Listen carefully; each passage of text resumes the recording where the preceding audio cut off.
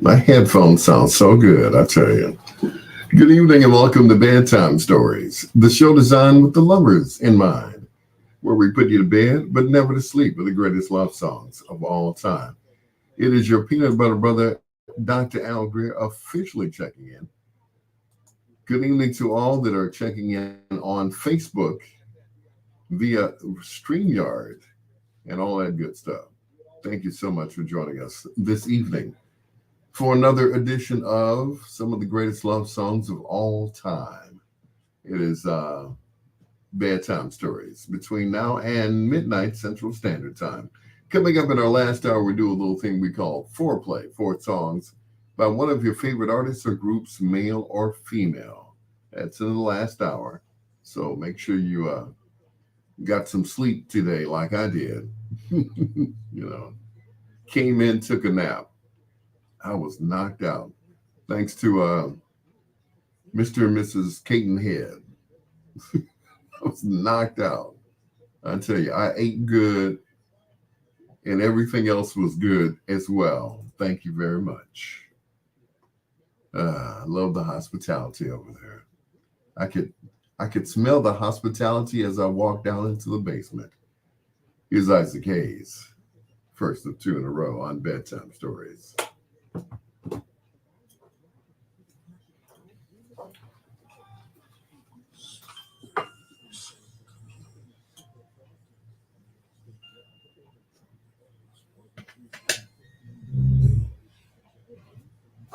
So good.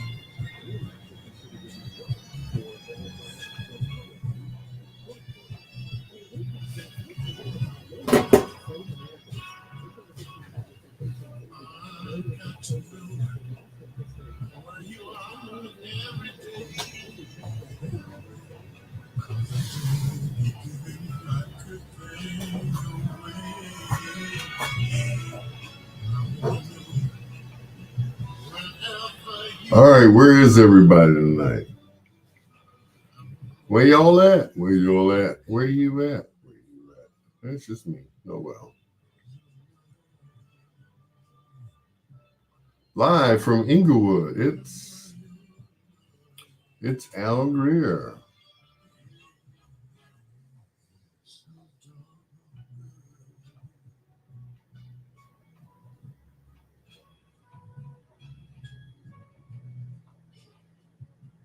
Mm-mm. Ooh, ooh.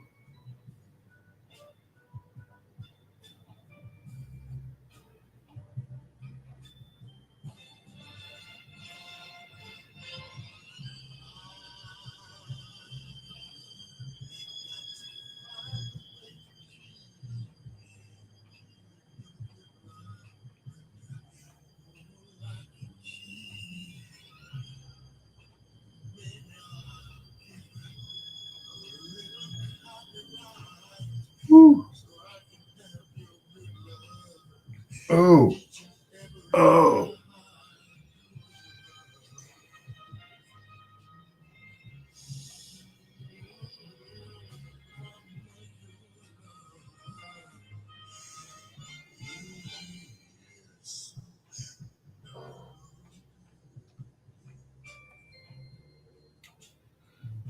So good.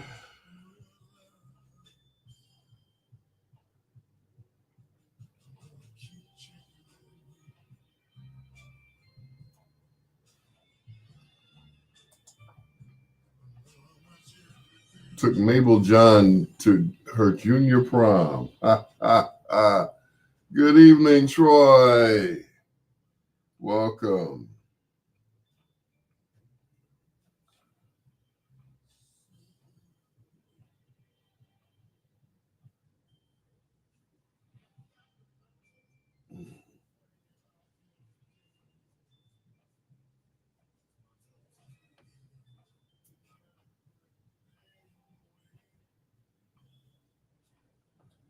Ooh.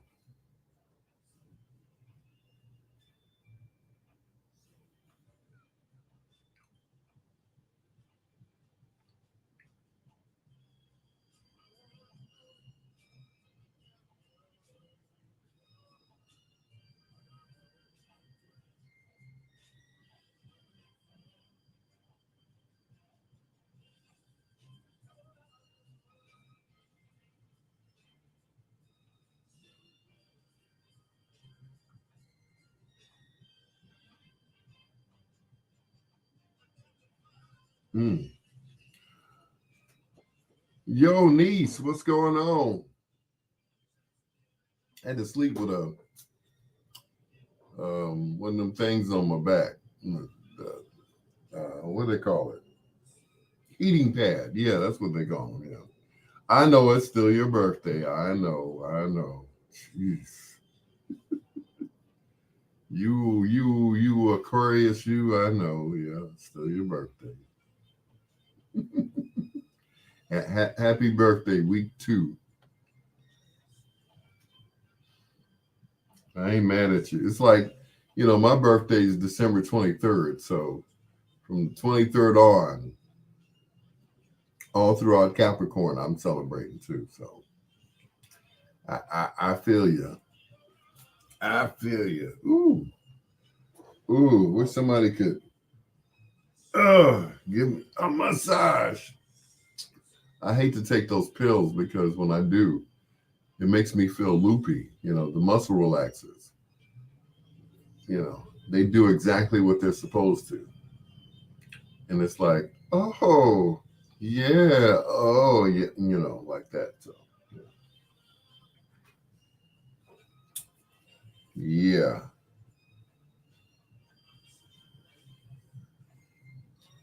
It's like, oh, yeah.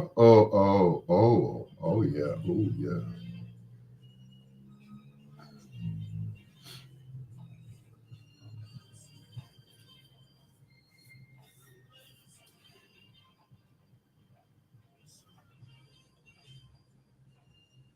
Mm. Yeah, might have to take one of them there muscle relaxers.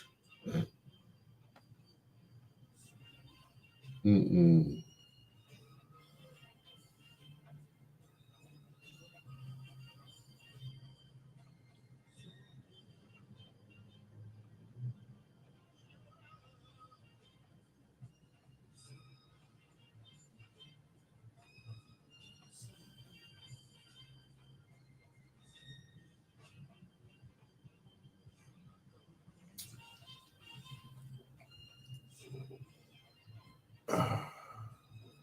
Ooh, massage therapist. Ooh, yes. Ooh, yes.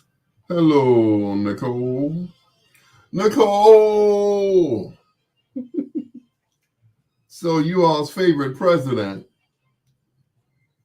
and Republican forerunner was offering three designs of his new sneaker, including the $399 Never Surrender high tops, which he presented at an event that he did.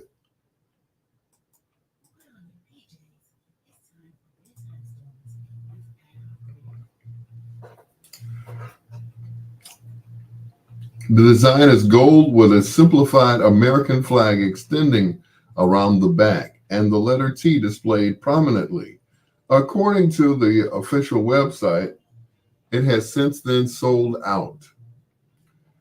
He's also selling the T Red Wave and white POTUS 45 sneakers, plus with designs costing $199 a pair and still available to order. Ladies and gentlemen, boys and girls, children of all ages, will you be buying Trump's tops for either $3.99 or $1.99? That's quite a jump. $1.99, $3.99. What happened to $2.99, Mr. Trump? Did you see the labels on those shoes? Mr. America First had his shoes made in China. Ah,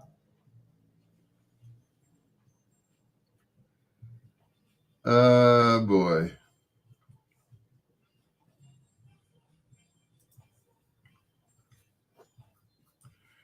He owes something like, yeah, no. So he's auctioning off his stuff. No. I know you almost said something. Don't get me kicked off now. You know, they are very picky. Someone was saying today that if it weren't for Fox News, he wouldn't have won the election in the first place. As if to say that Fox News is biased.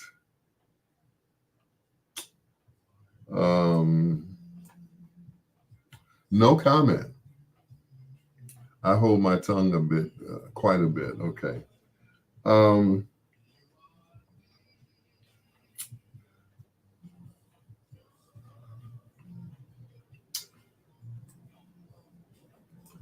so, will you all be purchasing the 199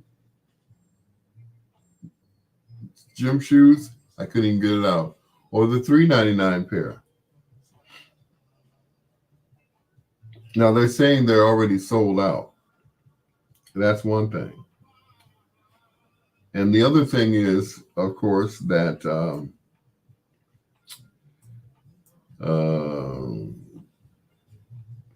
he's in the hole big time, right? He's not able to. He's not able to do business in New York for 3 years. So I wouldn't care if they were free 99.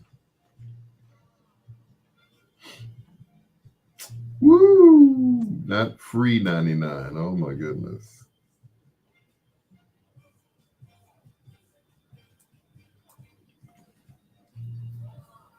None for you, Nicole. You sure now? You wouldn't want those $399 gym shoes on your on them pretty feet of yours. Are you sure? I mean, I'm just saying. $399 for a pair of gym shoes.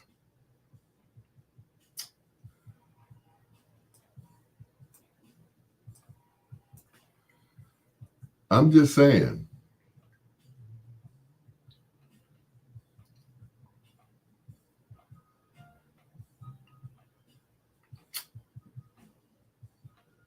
It's not even if they were free 99.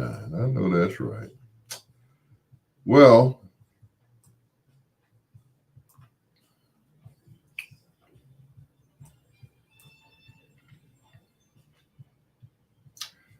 once again, the man he's in a hole.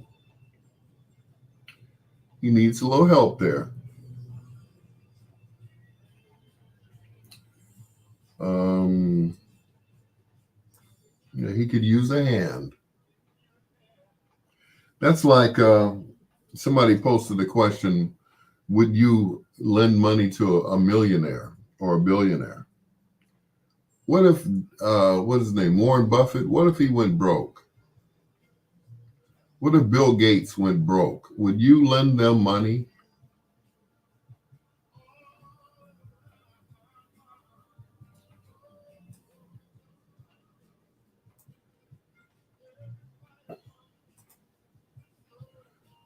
I mean, seriously, if they were in a financial, I mean, that means, you know, us average people are probably by that time on the street. If Warren Buffett and Bill Gates went broke, what does that mean for folks like us, right?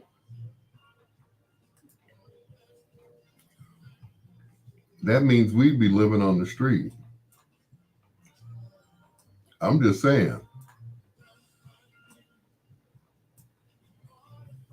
you know, if they go broke, what chance do we have as a people?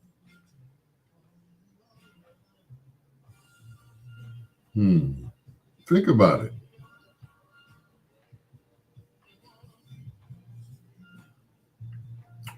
Well, you know, there's a passage in the Bible that says, you know, them that are last will be first, and those will be first that are first will be last. So that's the only way it would happen, right?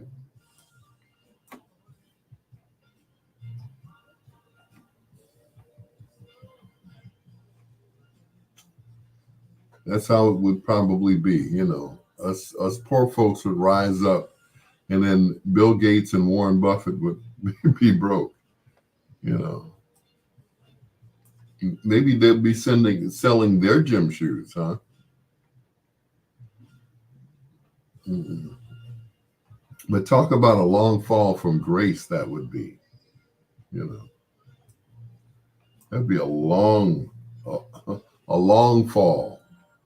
You know, we're talking, you know, two of the most powerful men in there. Guitar Mike, what's going on, sir?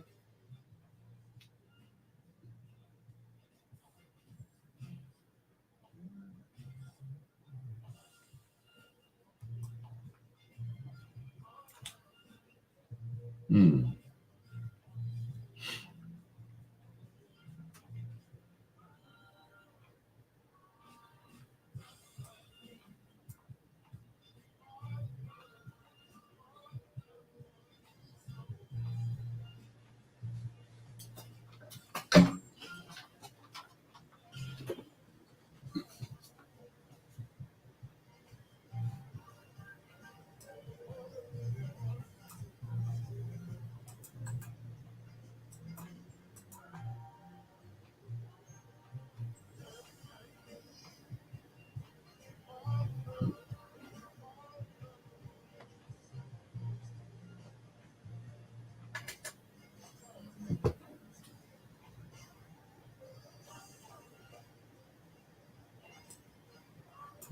Mm-mm.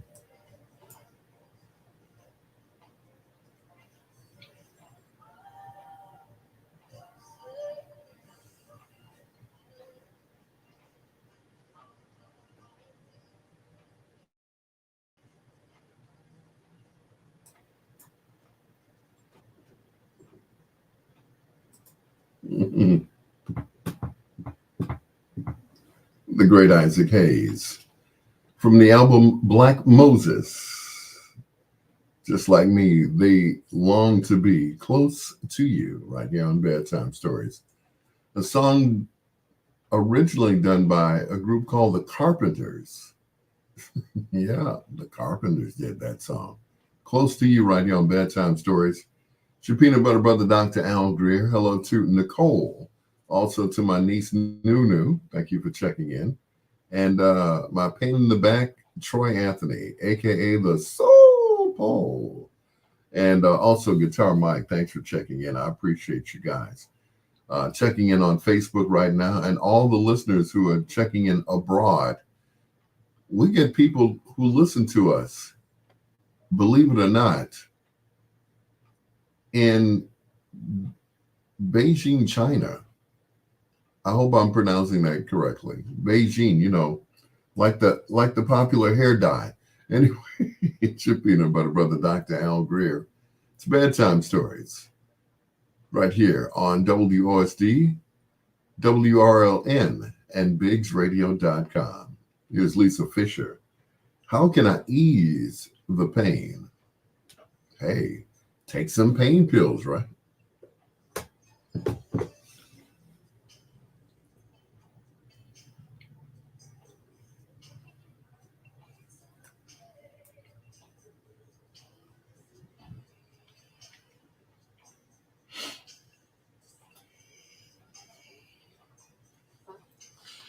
Take some pain pills.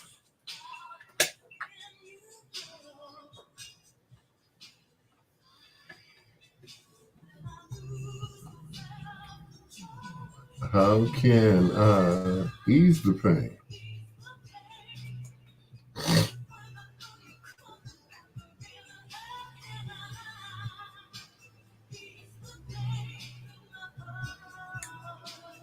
On what channel, Nick?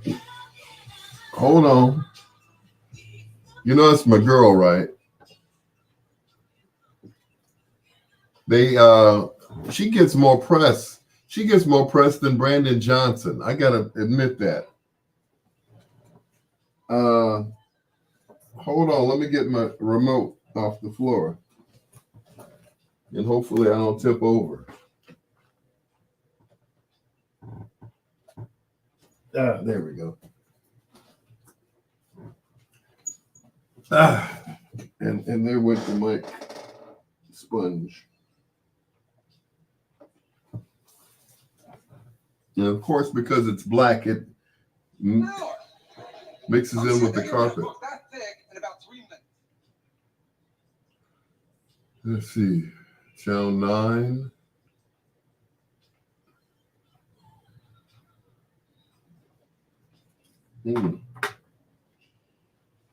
Oh, there it is. I see it. I see it. I see it. I see it. There we go.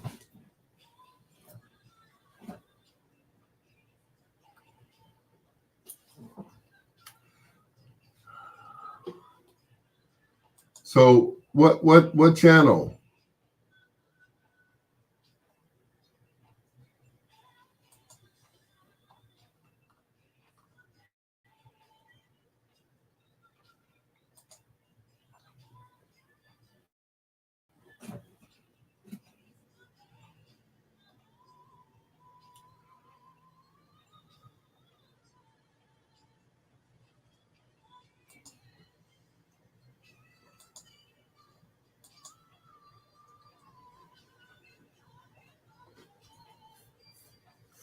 Anyway, so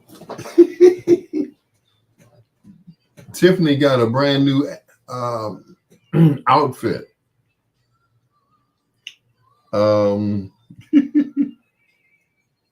She had on it looked like something from New Jack City, the hat that she was wearing. It's like whatever she does, they're looking at her under a microscope. I'm like, check that out. Nice hat there, Mayor, or as she calls herself, the Super Mayor. I said, let's do some business, shall we? Let's do some business.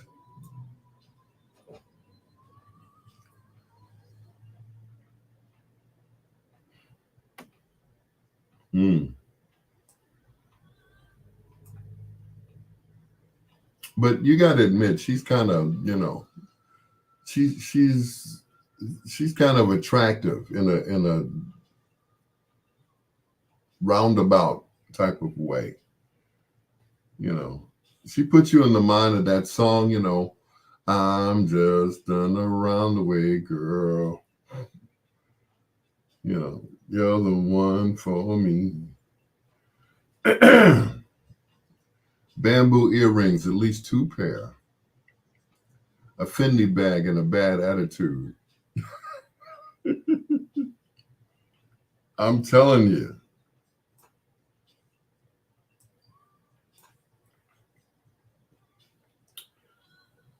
She is everything that the former mayor is not.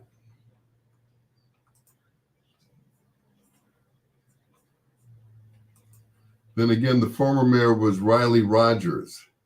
So, he was an old stick in the mud that used to just wear suits all the time. And two-piece suits. And two-piece suits, of course, to backyard parties. And he would sit there in the backyard and text me his requests.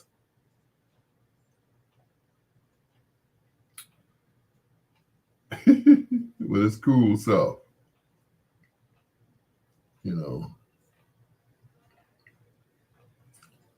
As I used to tease him. I said, "Why don't you run for Chicago mayor?" He said, "Oh no, no." I said, "Come on, man." I said, "If you run for mayor, I'll help you campaign." He said, so.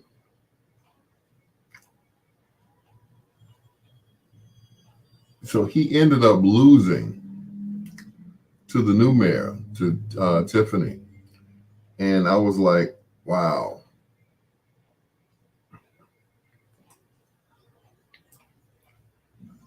And he got sick right before the election.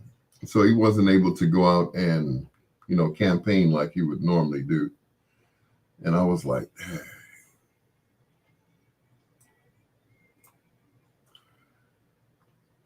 and he ended up losing to her. And a lot of people are not, they're not happy with her performance so far.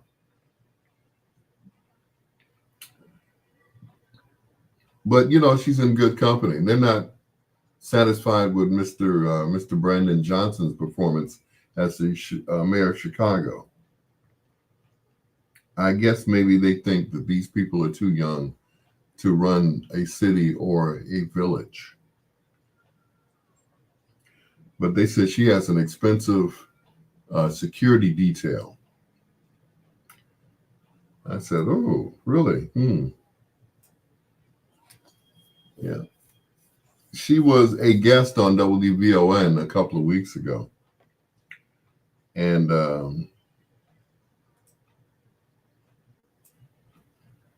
of course, she denied all of those, allegations and stuff. It's like, okay.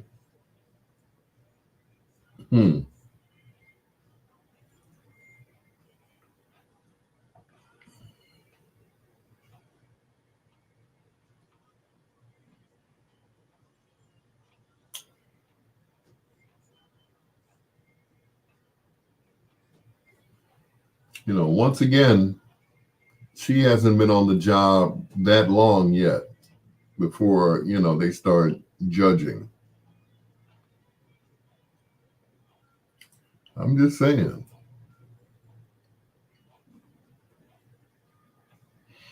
But some people want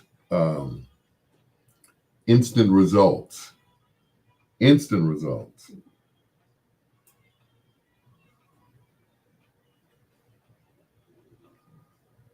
And sometimes that's not possible. Depending on what the former mayor did or did not do. Then of course you would have to come in and clean up what they messed up. You know that song, that gospel. You got to clean up what they messed up.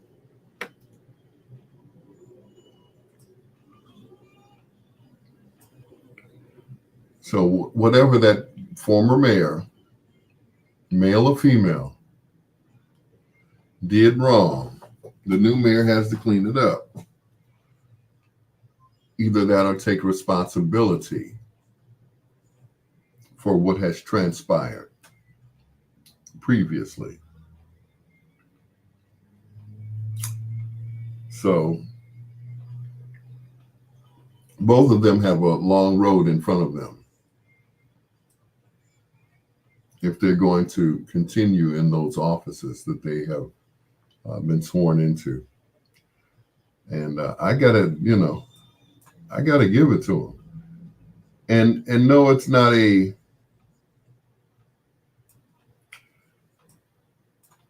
black thing. It's not a white thing. It was time for us to have a black mayor in Chicago, or we had one. That was Miss Lori Lightfoot. She was black.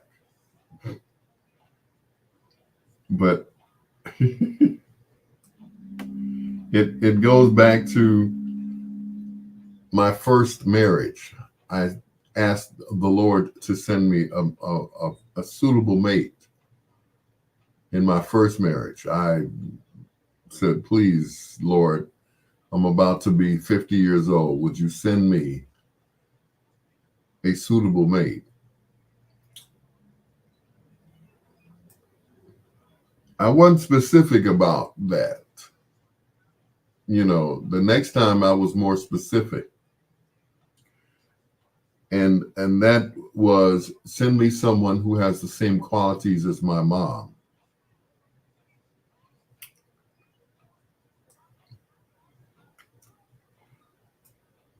Once again, be more specific, okay? Don't get me wrong. My second wife, excellent mother, excellent cook, goes to work every day, took care of the children, and now she's taking care of the grandchildren. Once again, be more specific. Be more specific. So almost got it. You know what they say, the third time is the charm? Well, I don't know.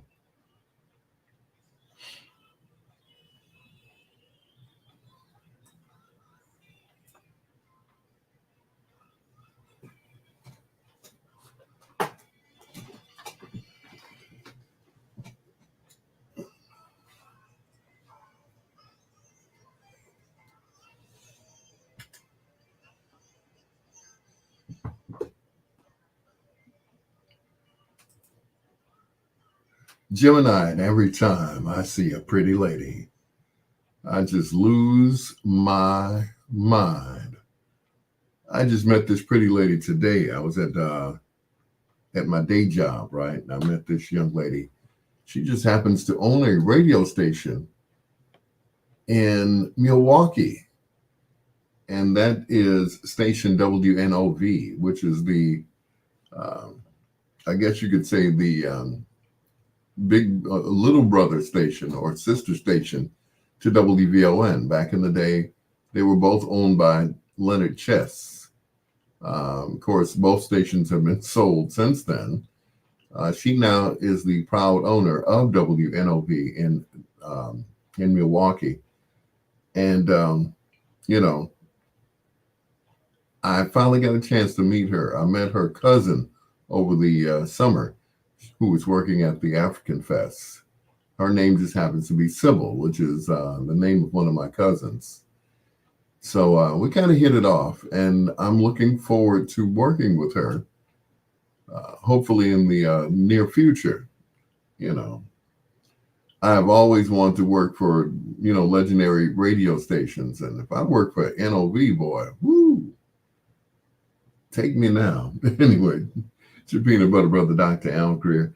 It is Bedtime Stories, the show designed with the lovers in mind, where we put you to bed but never to sleep with the greatest love songs of all time. Hello to Guitar Mike. Thanks for checking in. Here's the first of two in a row from Phyllis Hyman Greer.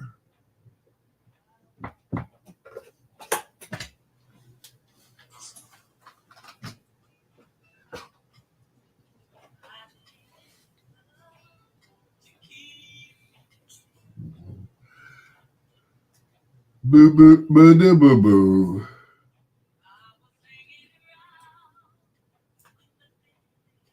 To do.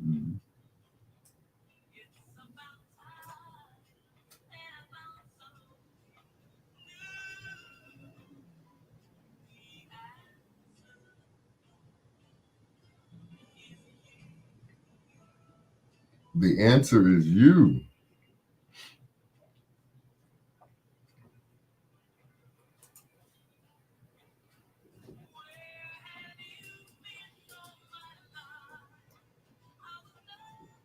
It was nowhere.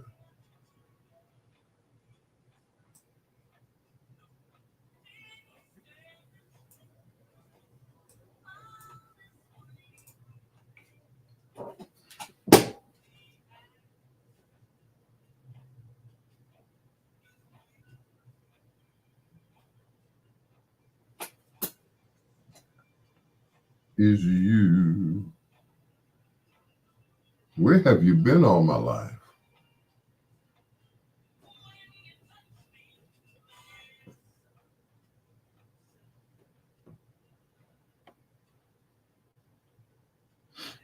So there's been talk that what happened to my listeners again?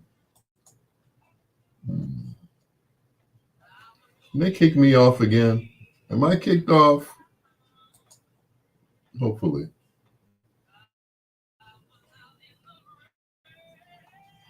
Hopefully not. Nope, I'm still on. Okay, cool.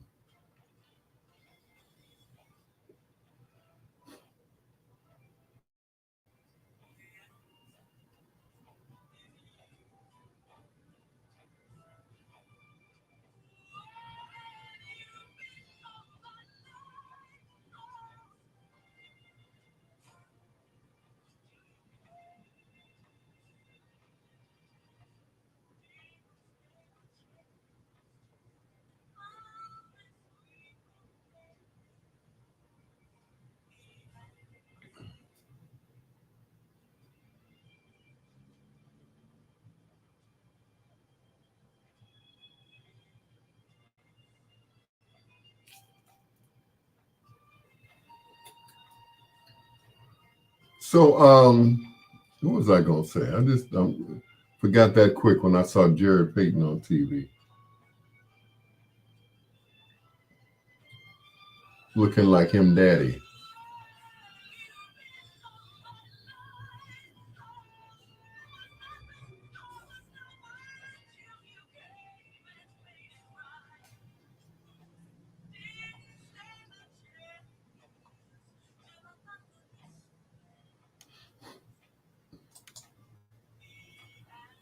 Is that they make him big sweetness or little sweetness? I guess.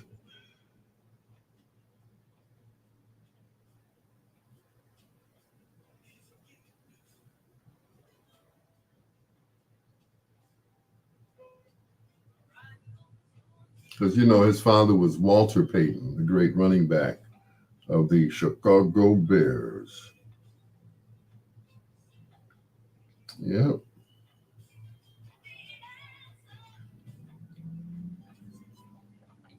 One of the best to ever do it.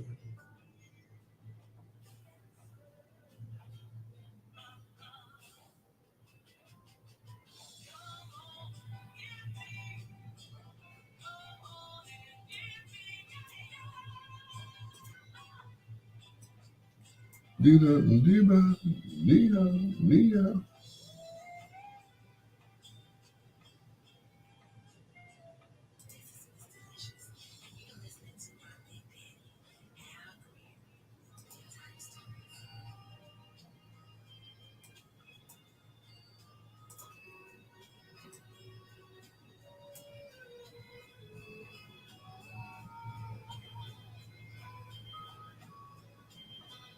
Mm.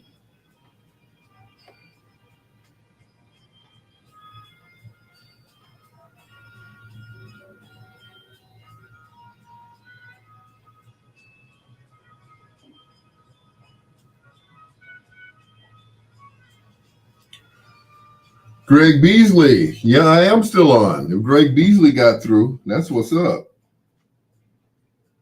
Mm.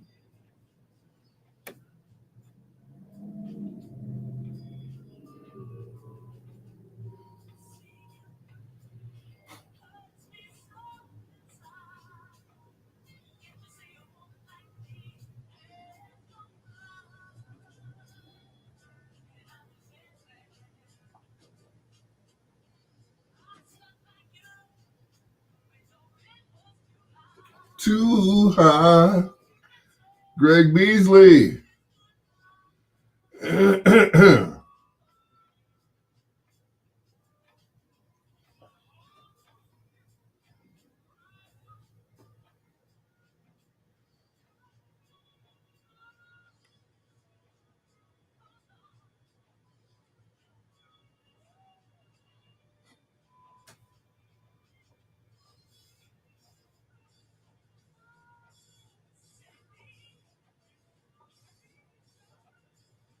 You and me.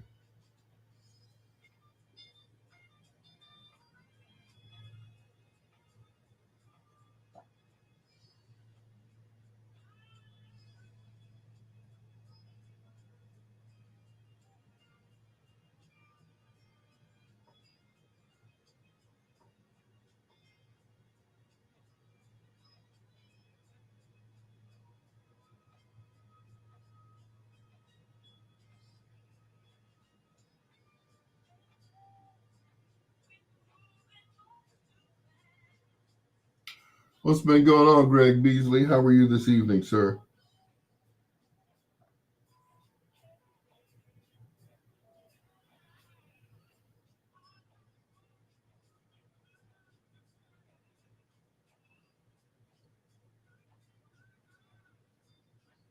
At last.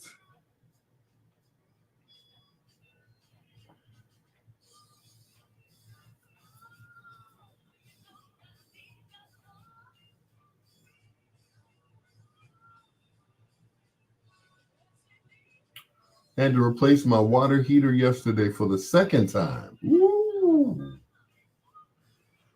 Ooh.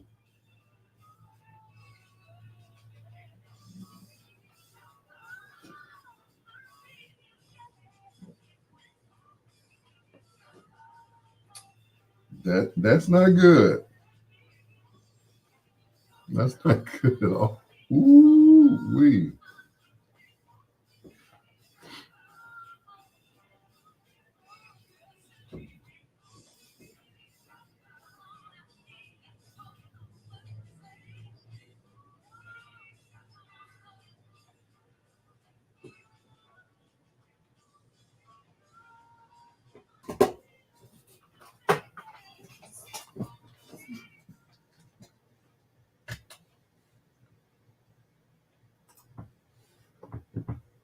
Another one of those long fades from the 70s.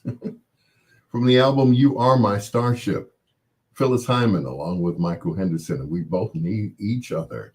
It's your peanut butter brother, Dr. Al Greer. Hello to Greg Beasley. Said the first time he had to replace his water heater was 12 years ago.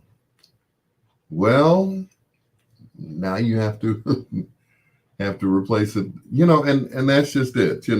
People always say, home ownership as opposed to renting. When you rent, then everything is the landlord's problem, right? Mowing the lawn, raking and everything else, cutting trees, even shoveling snow. When the water heater goes off, you call the landlord. When you need another toilet, you call the landlord. It's totally different, But when it's your house, yeah, you have to pay for everything.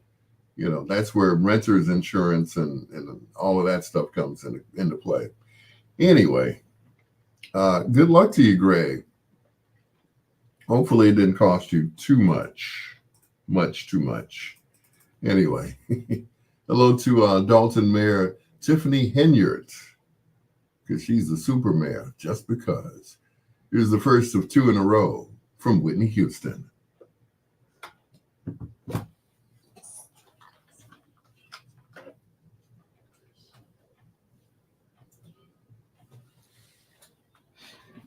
And they need you there to resist.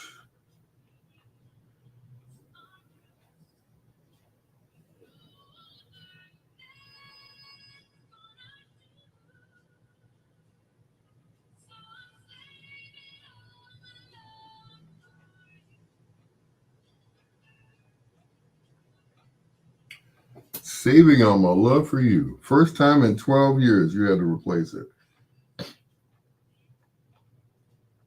Well, I guess consider yourself blessed. It's been 12 years. It could have been like, 2 or 3, but 12, maybe not so bad.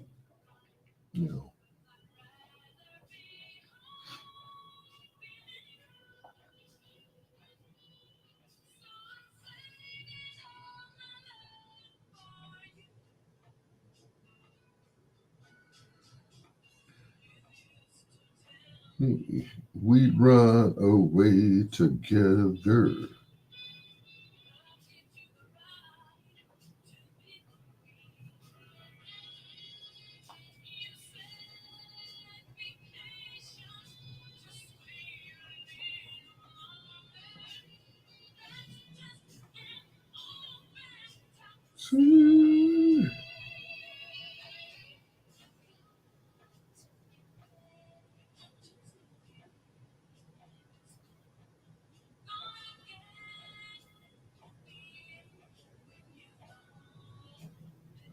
Because tonight is the night.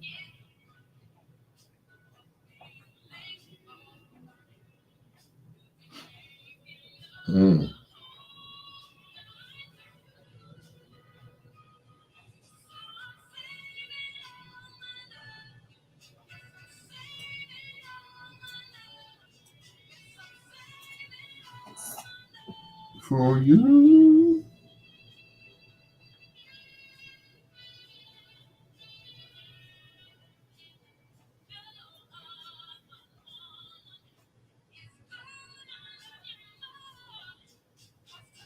Is the night.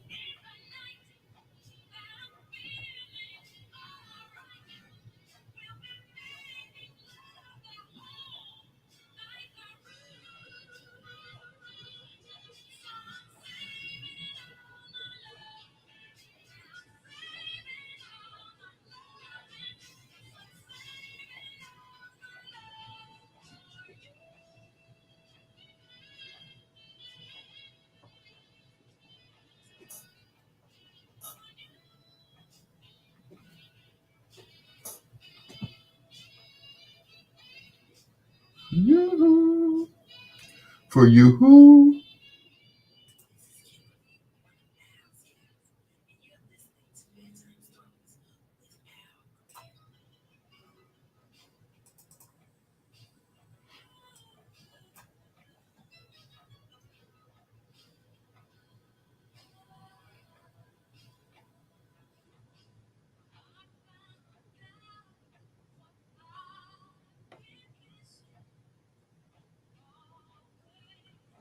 On the road.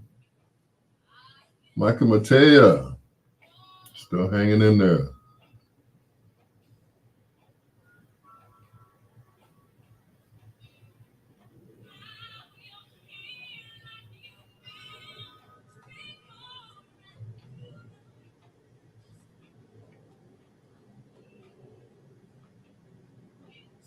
can never find the pictures that I'm looking for. It's got a whole bunch of junk on my phone, which is probably why my phone is so slow, right?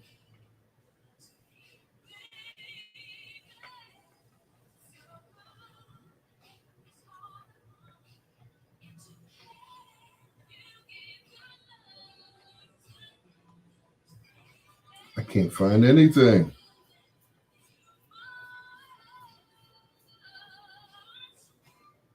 Now, when I'm not looking for it, I always find it right away. Oh, there it is. Okay.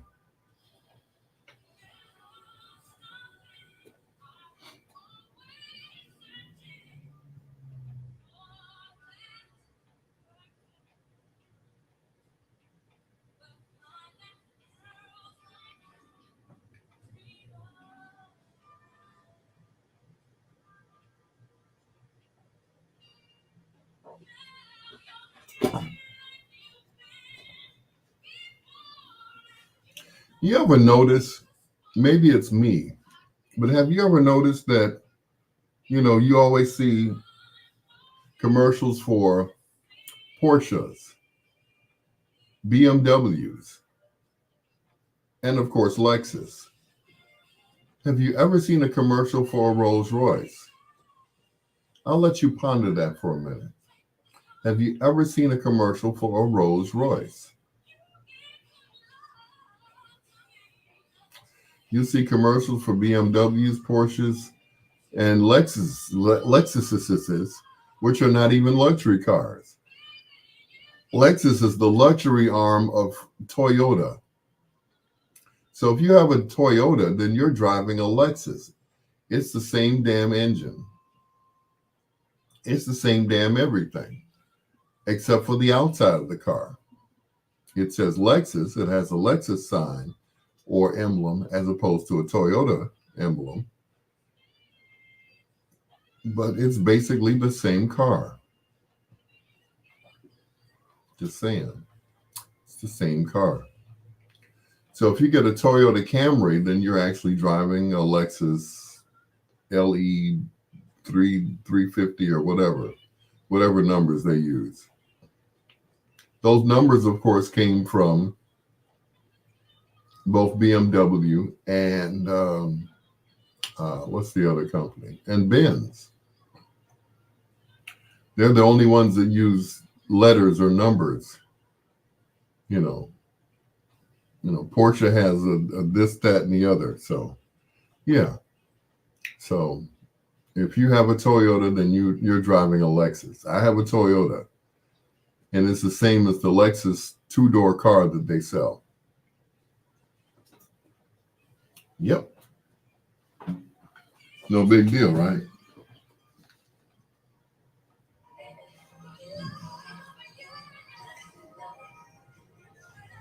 Mm-hmm.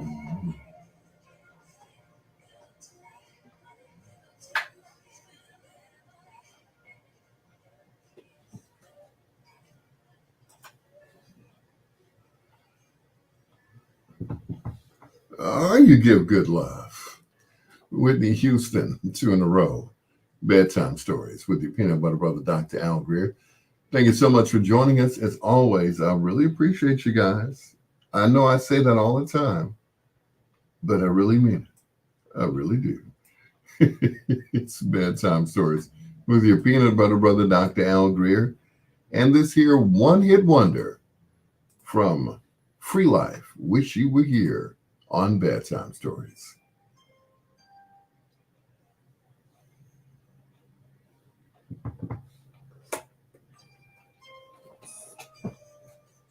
You.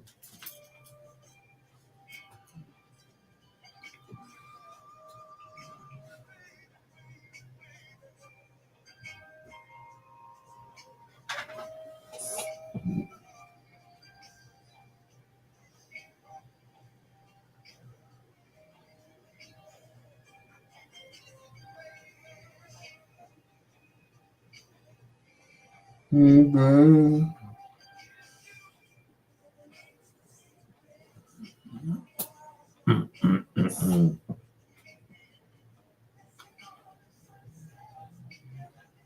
Leave it alone.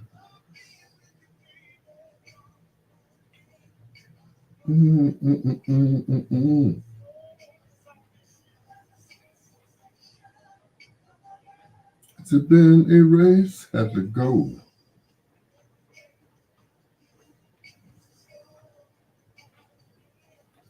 The pages.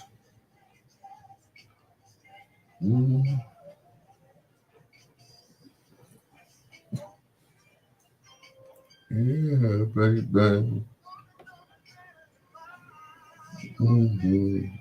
Yeah, baby.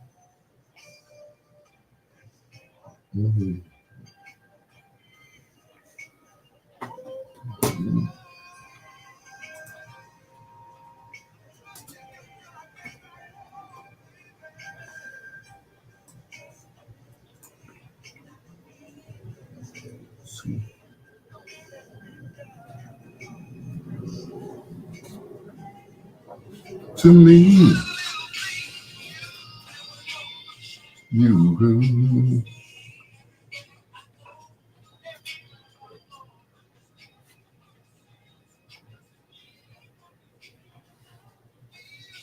babe.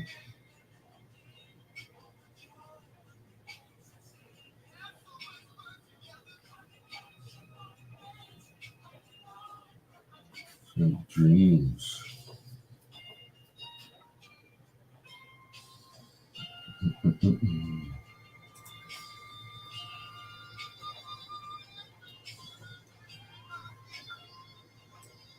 And then more.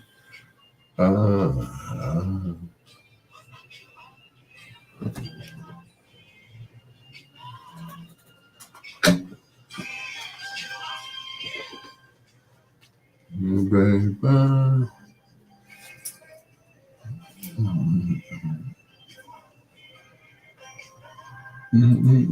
Yeah.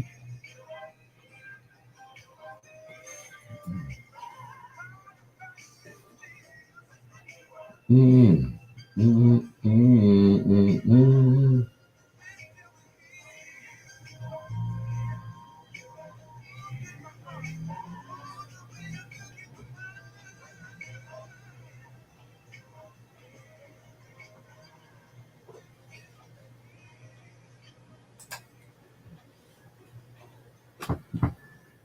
Produced by Earth, Wind, and Fire's Philip Bailey. That is Wish You Were Here from Free Life, right here on Bedtime Stories. The show designed with the lovers in mind, where we put you to bed but never to sleep with the greatest love songs of all time. It is time to take a pause for the cause. There we go. Yeah, just slap the mic there. Like I said, a pause for the cause. And it's a good cause, too.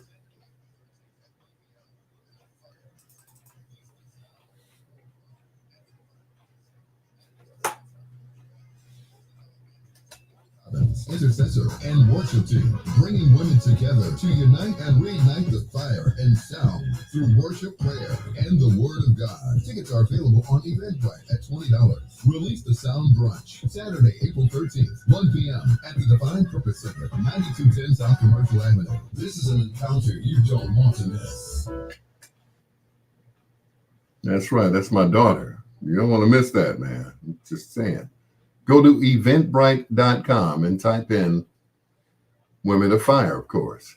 It's your peanut butter brother, Dr. Al Greer. This is Bedtime Stories, the show designed with the lovers in mind, where we put you to bed but never to sleep with the greatest love songs of all time. Right here on WOST Radio DB Chicago, WTLB Indianapolis in Chicago and Atlanta, and WRLNradio.com right here in Chicago as well. It is your peanut butter brother, Dr. Al Greer, with Philip Bailey and Earth, Wind, and Fire.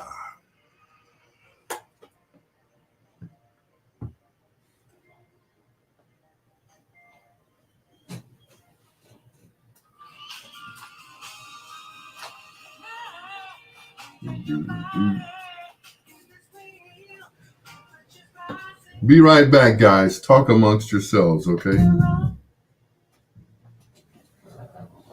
Ah.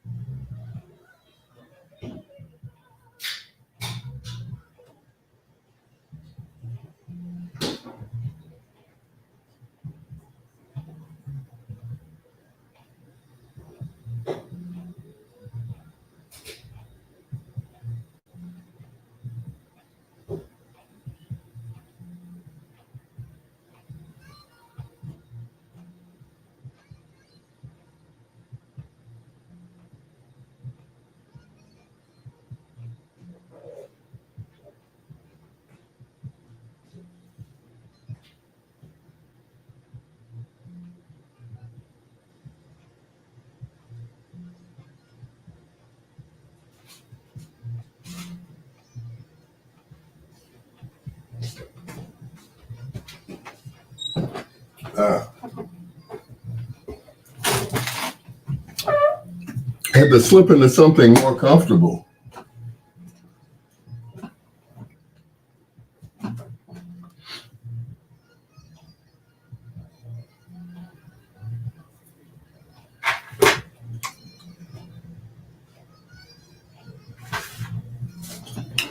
What's up, Kiki? Just chilling, bro. Just chilling.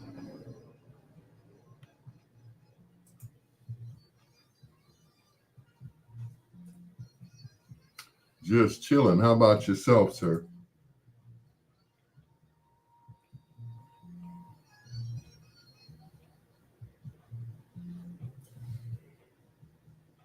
Mm-mm-mm-mm-mm.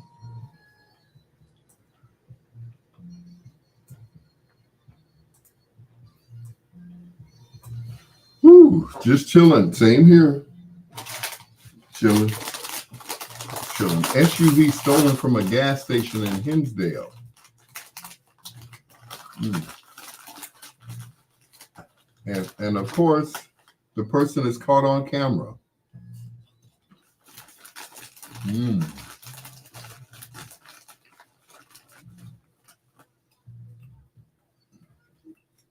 Smoke shop burglary. All right.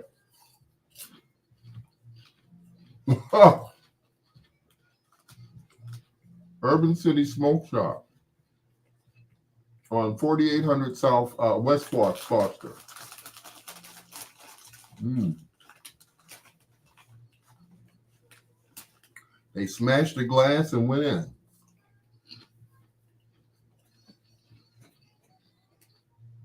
Mm. Of course, the dummies are on camera.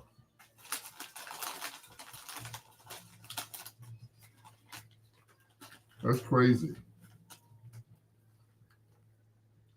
Did you all not know that they had cameras in the place? They're showing them busting the glass, almost falling on the glass. That would have been funny.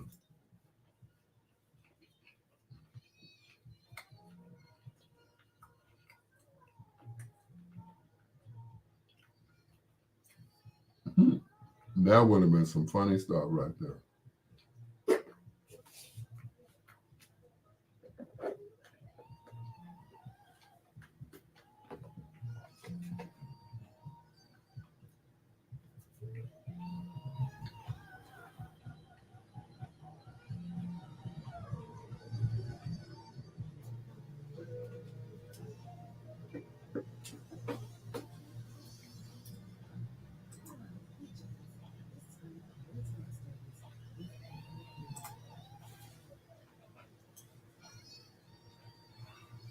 Do woo woo. Woo boy.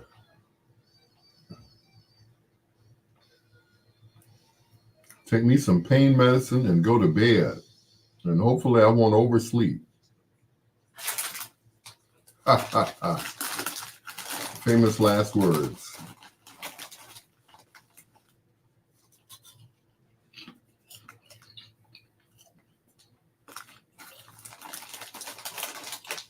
Mm-mm. Tom Skilling doesn't need to retire. He just needs a little nip and tuck. That's all.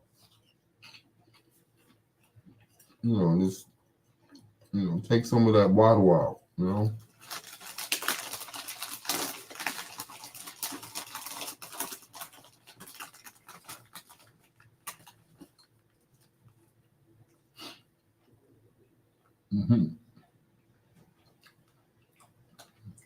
Tom didn't care nothing about his hair. It's like, oh well, my hair's falling out. Okay.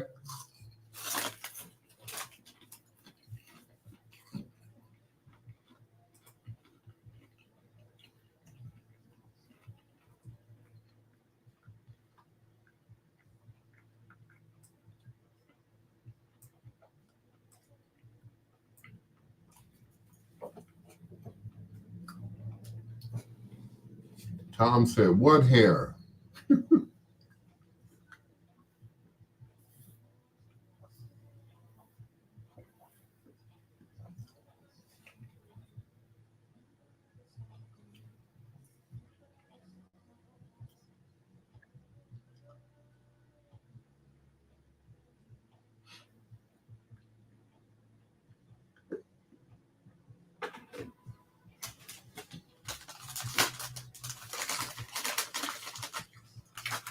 And this is tonight's dinner.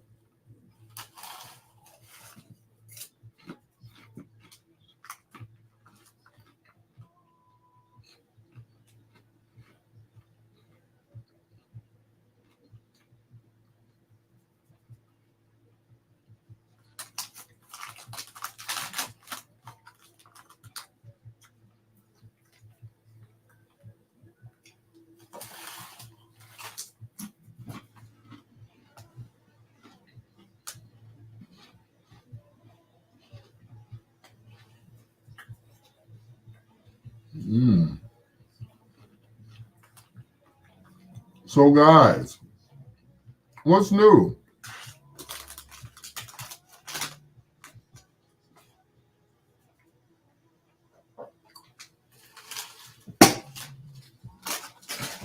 I must be hungry. I don't even like barbecue flavored potato chips. I just don't.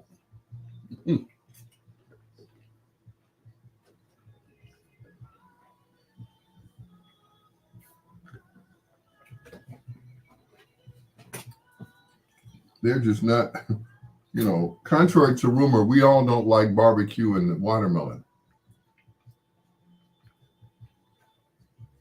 I'm just saying, we don't all eat watermelon, ribs, and fried chicken.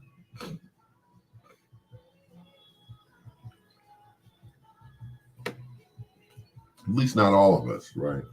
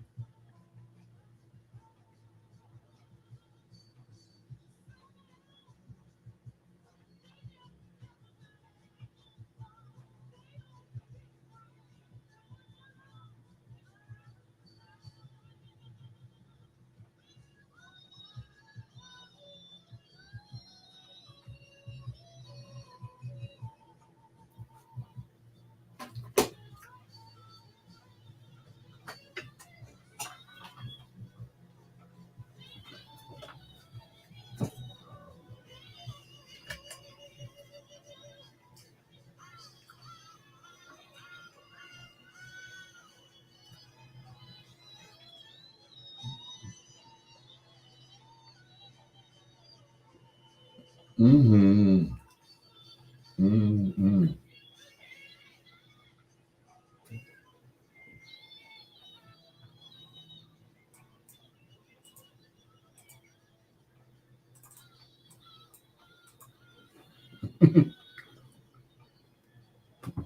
Kind of remix my theme song right there. Earth, Wind, and Fire, write a song for you. It's your peanut butter brother, Dr. Al Greer. This is Bedtime Stories. The show designed with the lovers in mind, where we put you to bed but never to sleep with the greatest love songs of all time. I say that like I wrote them or something. I didn't. I lived them. That's what I did. I lived love songs. I remember back in the day when we used to make tapes, right? Or at least I used to make tapes. And I would sell my tapes to different people. Like, can you make me a slow jams tape? And this is long before I was, doing Whispers in the Dark and Bedtime Stories and all the rest of those shows. Quiet Storm. That's long before that. I was just making slow jam tapes. And like, man, I gotta tell you, man, this is the best slow jam tape ever, man. We didn't get past the first three songs, and we was. Thank you. I don't need to hear that information, but glad it worked out for you. Coming up in our next hour, we're gonna do foreplay right now. Here's two in a row from Margie Joseph. This is Words on Bedtime Stories.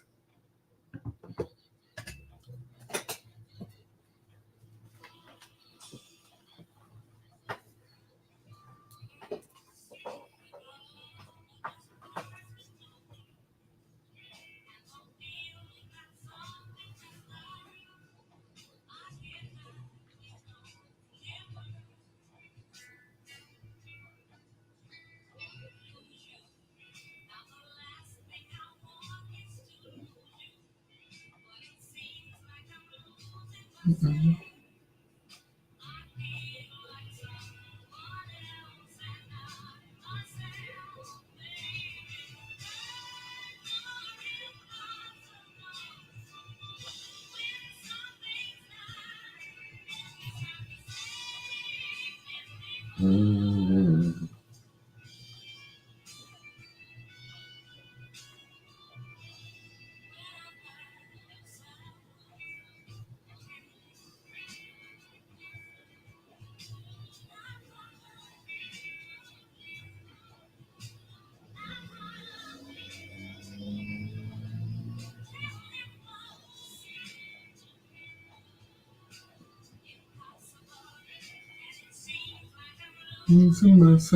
Tomorrow, here in Chicago, it will be 62 degrees tomorrow.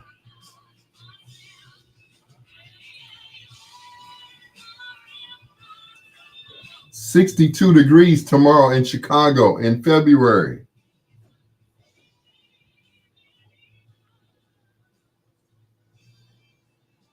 Hmm.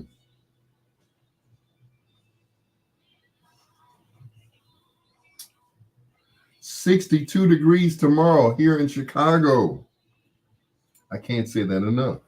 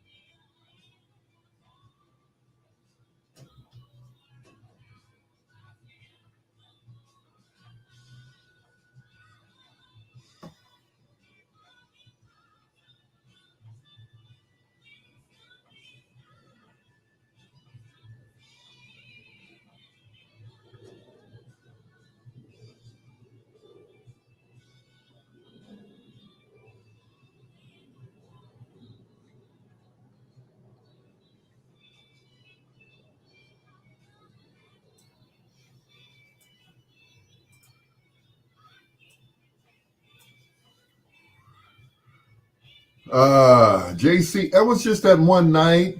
Jeez, just that one night. Hey, I needed a night off.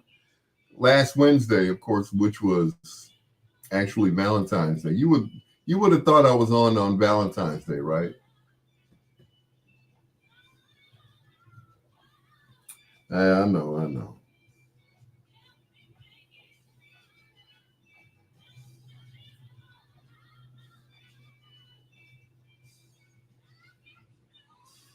That one day that I'm supposed to be on, I'm not on. I got home late and I went to bed early.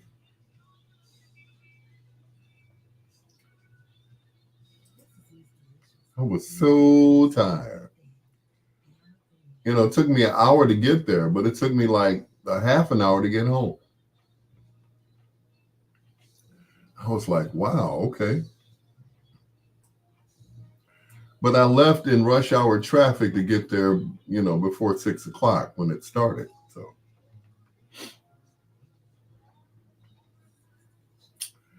So there you go. There you have it.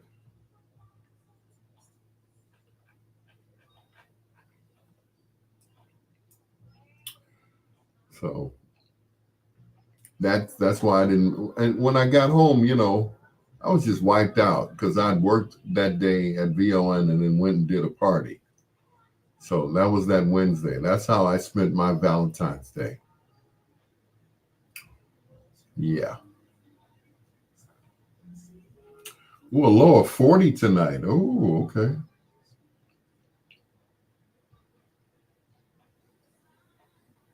$17 degrees above normal for late February. 62, more clouds than today, but mixed with sun at times, windy and unseasonably mild. Thank you, Tom Skilling. Tomorrow night, 41 degrees. Some rain possible towards morning.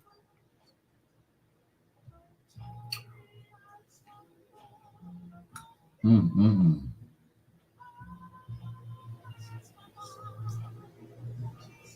So the temperature's going up and down, all around, just like a seesaw. Dun, dun, dun, dun, dun.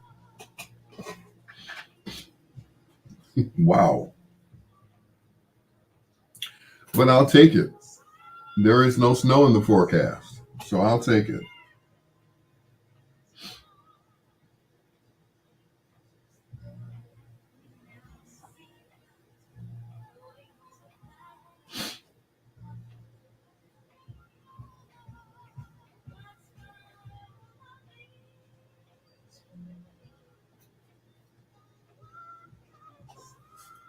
Over me.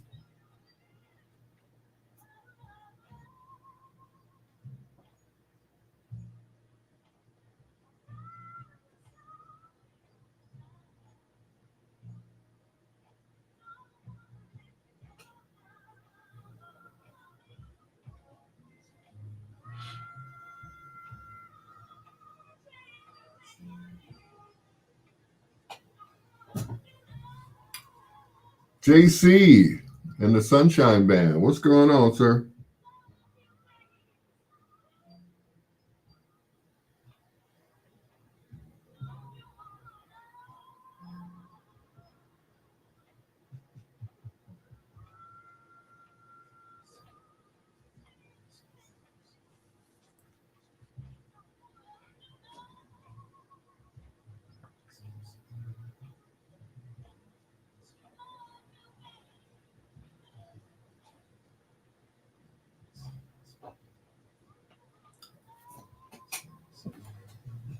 Uh,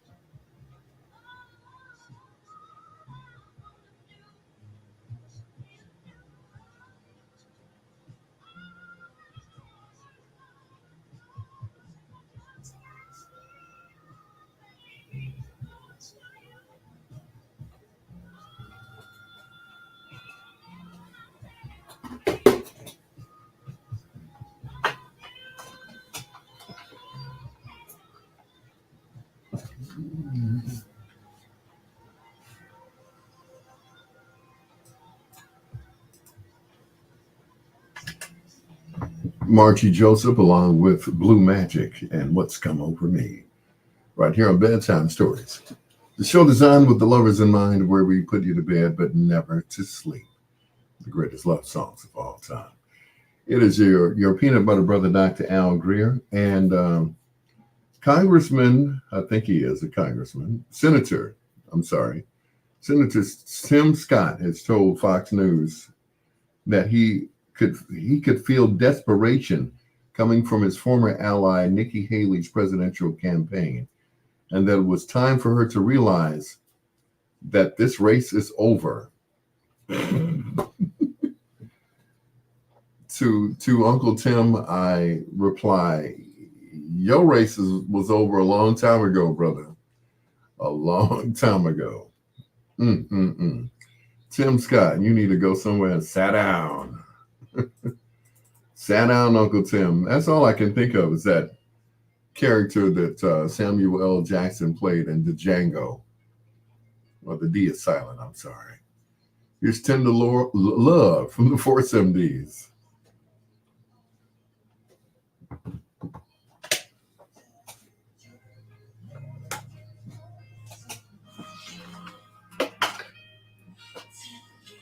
Tender Love.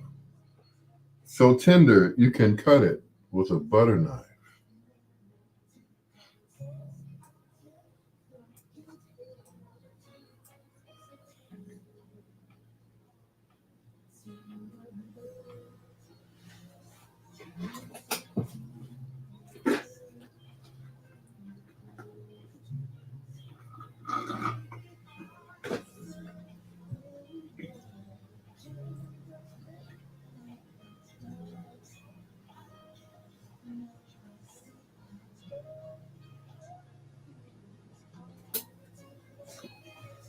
Tender Love.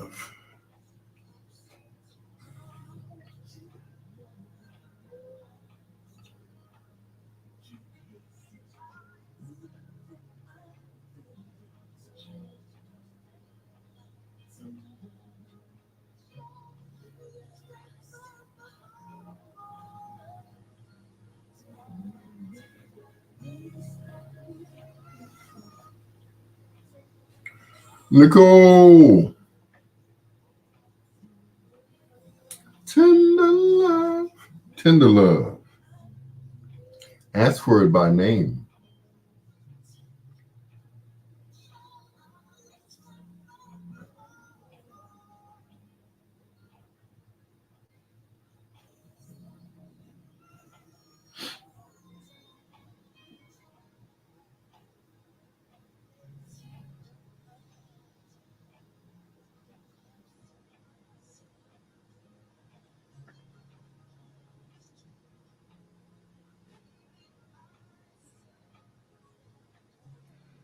I surrender.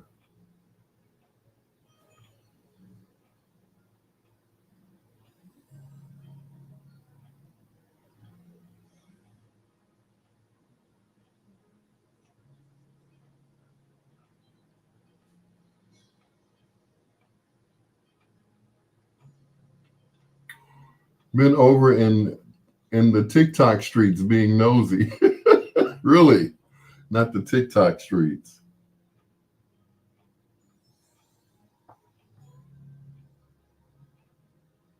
Mm-mm.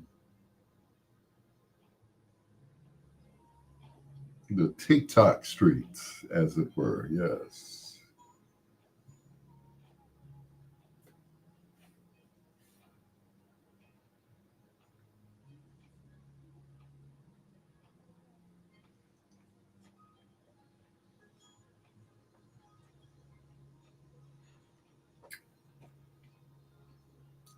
not the TikTok streets.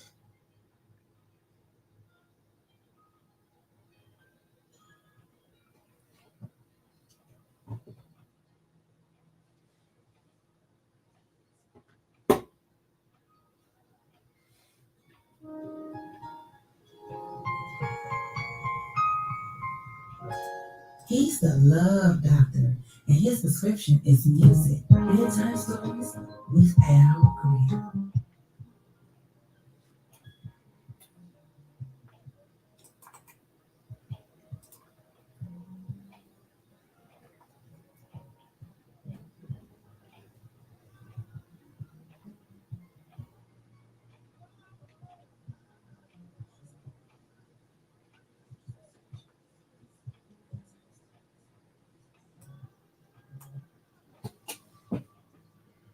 So what's happening over there in TikTok land?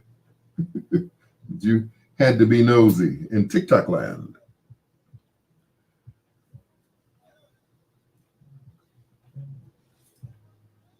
Welcome to TikTok land.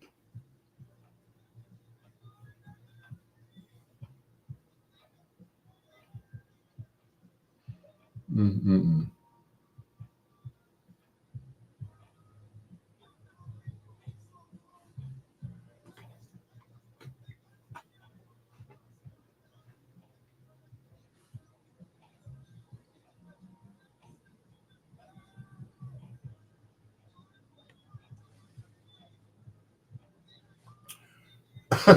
those rabbit holes that get you. I heard that. Mm-mm.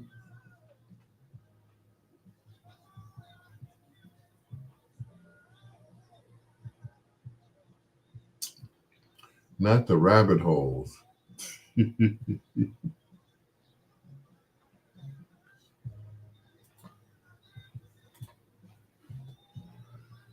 Mm-mm-mm. Oh, my back. Uh, sleep with the heating pad. See, don't get old, guys. I'm telling you.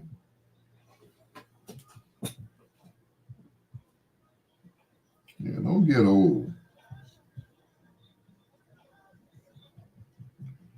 Getting old, it ain't too cool.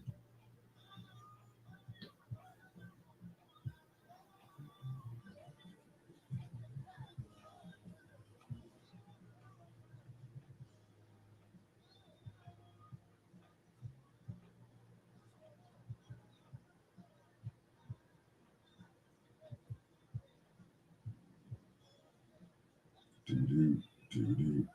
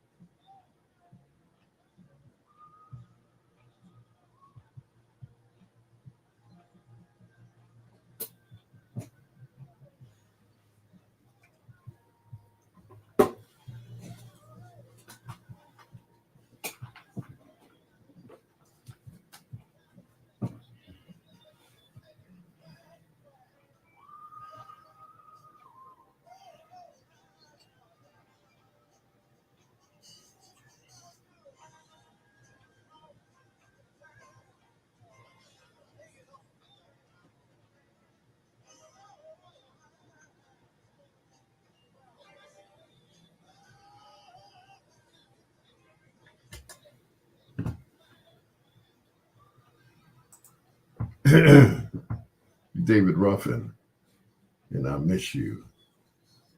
Ooh, I miss you, girl. It's your peanut butter brother, Dr. Al Greer. That, of course, a song originally done by Harold Melvin and the Blue Notes featuring Teddy Pendergrass, redone by Mr. Davis Eli Ruffin. And I miss you right here on Bedtime Stories. Show designed with the lovers in mind, where we put you to bed but never to sleep with the greatest love songs of all time. Once again, saying hello to Nicole. Thank you for always supporting, and I will continue to support you as well. Coming up in our next hour, we do a little thing we call foreplay. 4 songs by one of your favorite artists or groups, male or female, right here on Bedtime Stories, with the first of 2 in a row from the legendary Isley Brothers.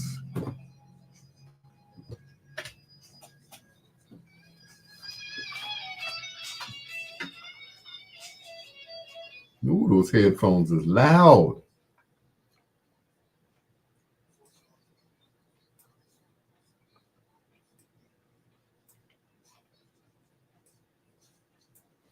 That's what I'm talking about.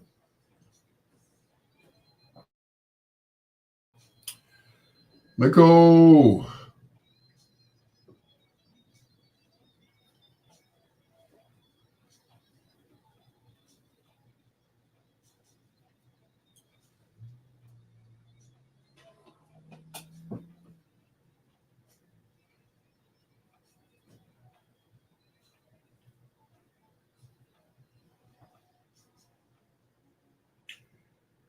Choose a lover.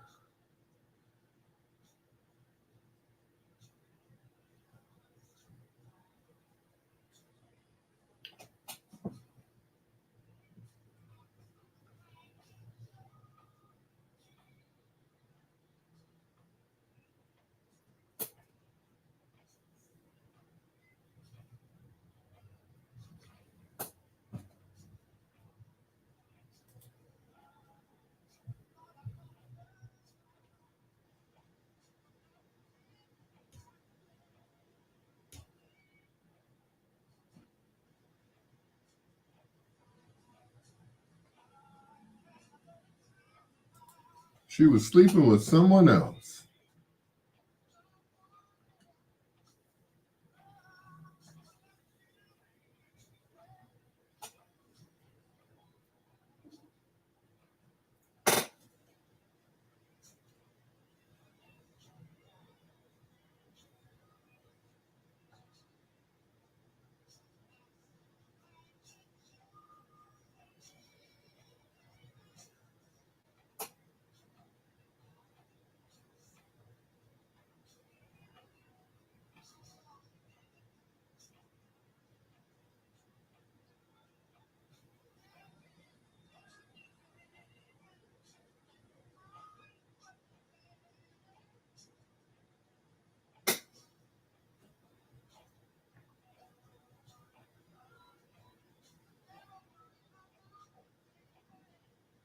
Jumping in and out of bed.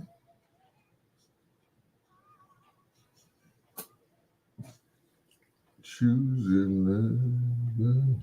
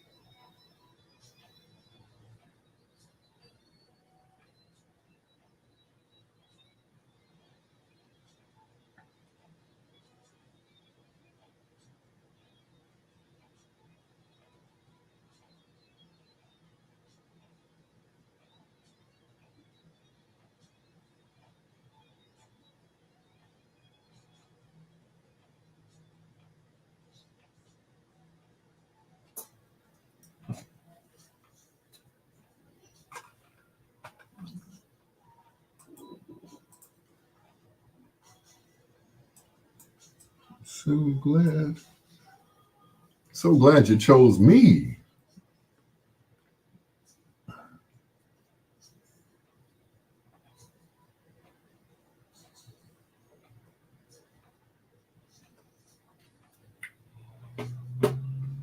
Woo. Ooh, my back. Ooh.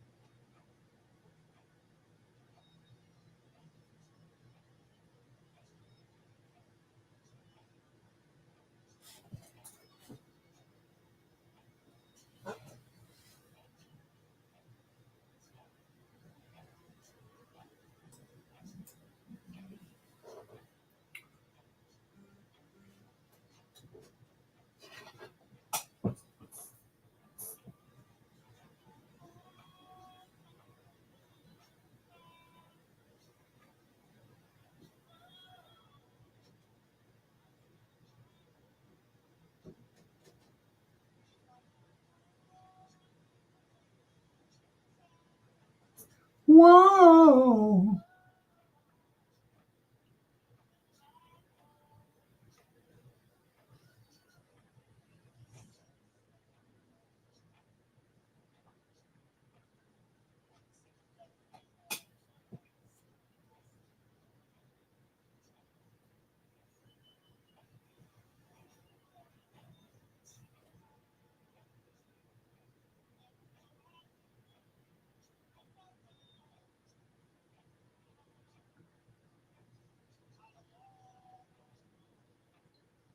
Come back to.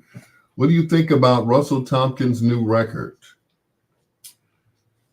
He performed it at the Horseshoe Casino, and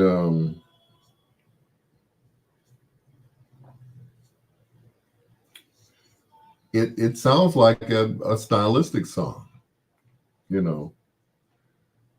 know, great lyrics, good music. It sounds like an old stylistic song. You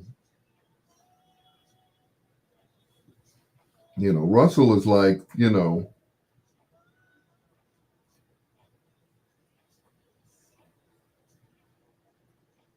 I say this all the time. He's the voice of the stylistics.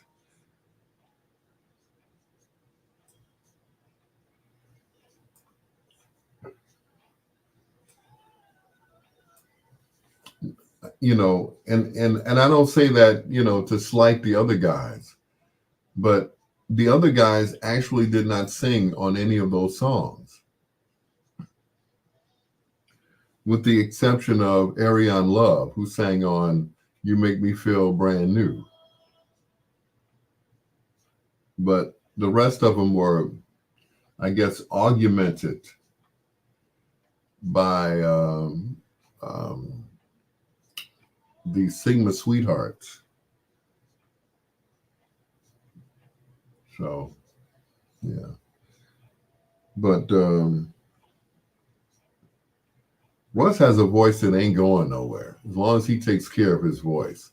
Now, the other guys, I can't say so much about, Frankie Beverly and Mays and others. It's like,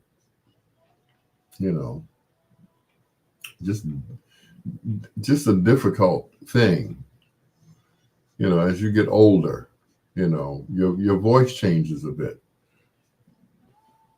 So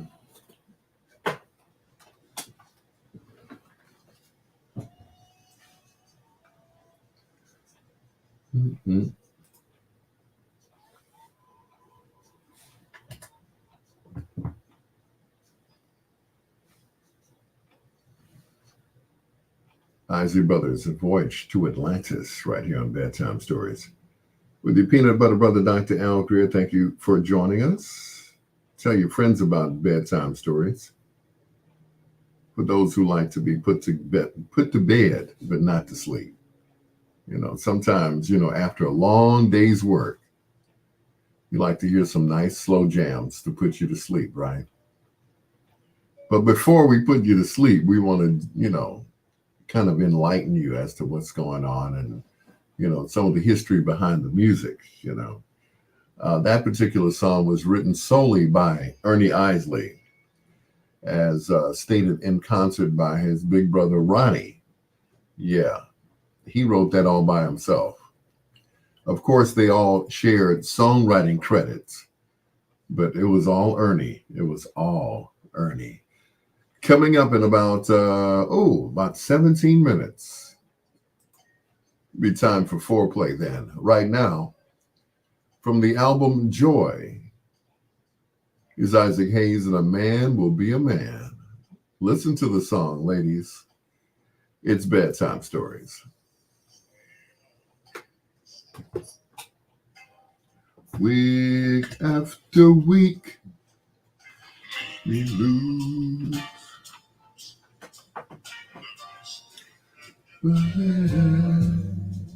I was running from girl to girl. It was a thing that wrecked my whole world. I don't like it. He's no Felipe Wynn. He should stay in his lane. His treatment of the song was not good, of course, but not the best rendition. Dang, Greg, tell me how you really feel. I know, right? But yeah, certain songs should not be redone. They just shouldn't be. But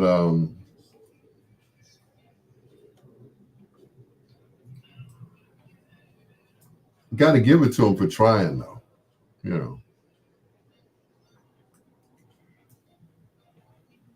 You can't hate the man for trying. Come on, Greg.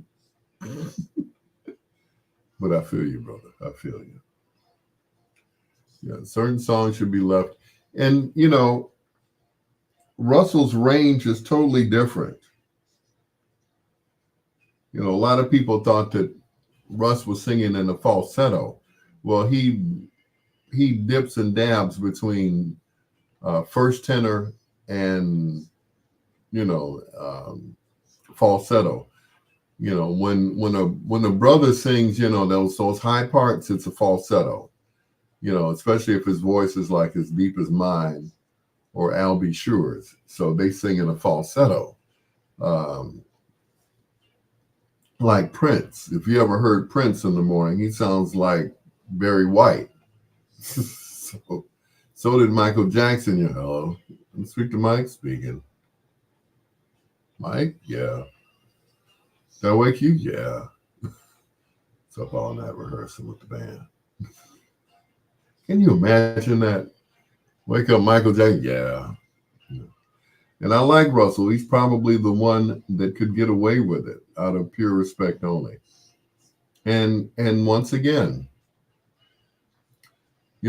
certain people should go sit down somewhere and others, can kind of keep it together,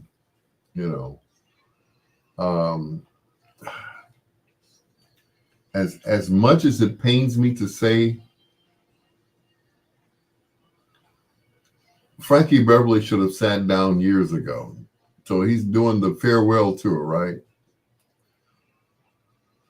He should have said farewell at least 3 years ago when his voice started going.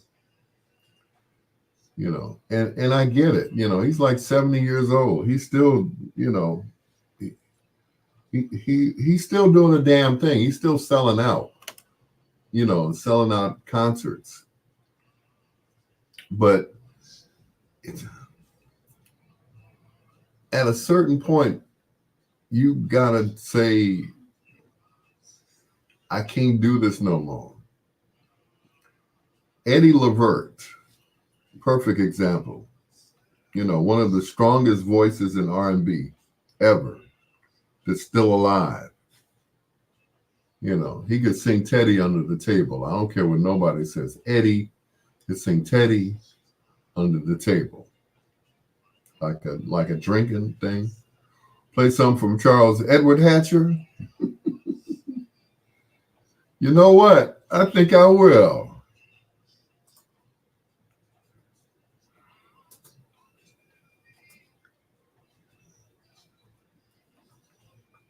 I think I will.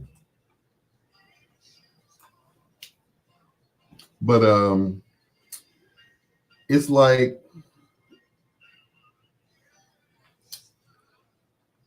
when you're at the point you can't move around on stage anymore and you can't hit those notes that you used to hit, it's like you should consider retirement.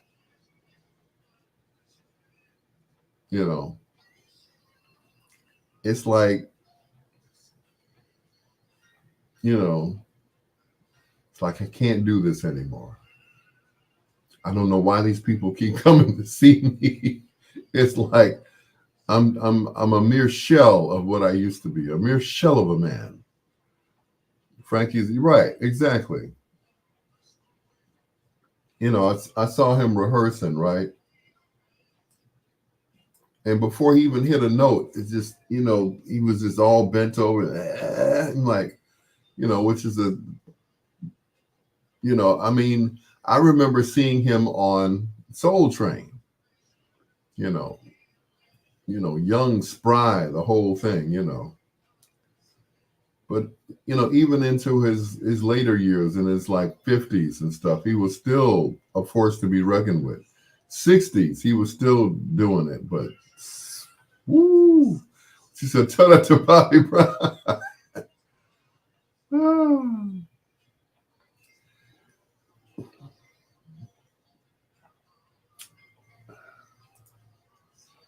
In Bobby's defense, he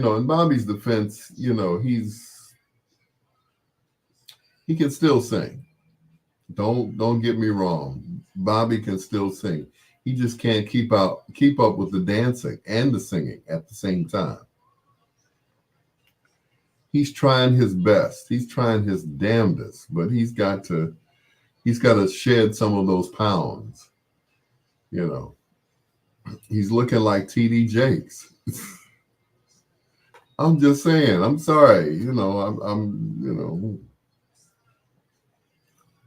I calls it like I sees it. If there's ever a TD Jakes movie to be made, Bobby Brown is a shoe-in for the lead.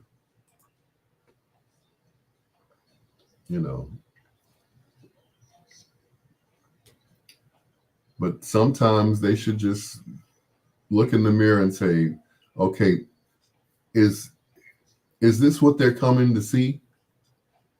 And the answer is no. They're coming to see what you used to be. Eddie did a whole concert sitting on a one of those scooters that old people go around in, a scooter. At one point he did get up and he did belt out, but it was so hard to listen to. You had to kind of close your eyes. Well, didn't really have to, because they had slideshow going on behind them.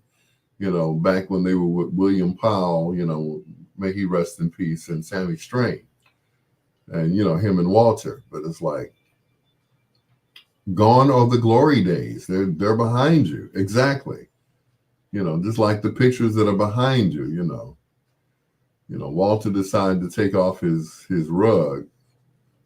I guess that's the one he gave to Steve Harvey. It's Walter's stuff was always, But yeah, it's hard to watch. You know what I'm saying, Greg? It's like we love them. It's like, Eddie, I love you, man, but bro,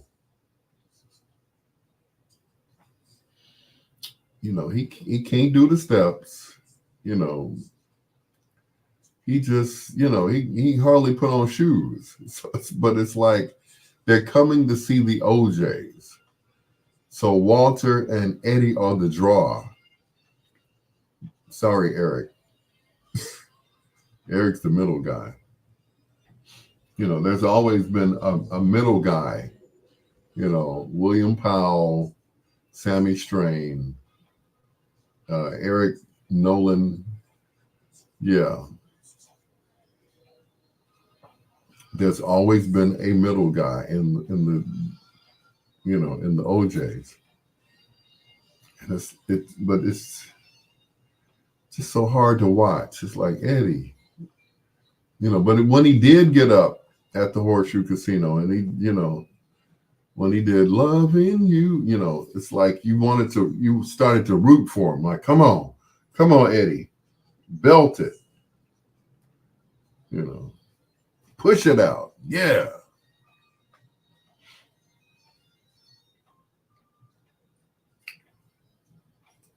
But it was just, wow.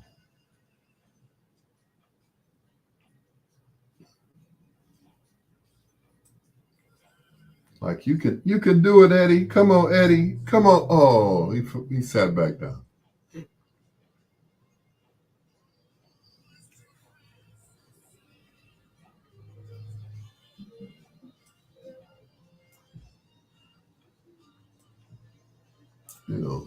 We like to root for our heroes, people that we grew up listening to, people that we grew up watching on Soul Train and Ed Sullivan and even Bandstand. We want them to be the way they were 30, 40 years ago. It ain't happening. The love train must come to a complete halt. It's unfortunate, but the love train has run out of steam. I hate to say that. Love you guys, love you Walter, love you Eddie, and the middle guy. But it's like, are you kidding? Yeah, to lose both of your sons. And Gerald used to fill in for Eddie. Whenever Eddie got sick, Gerald just went up there and he knew the steps already. He'd been standing in the wings for years watching his daddy perform. It wasn't nothing. But when you outlive your sons, that's got to do something to you.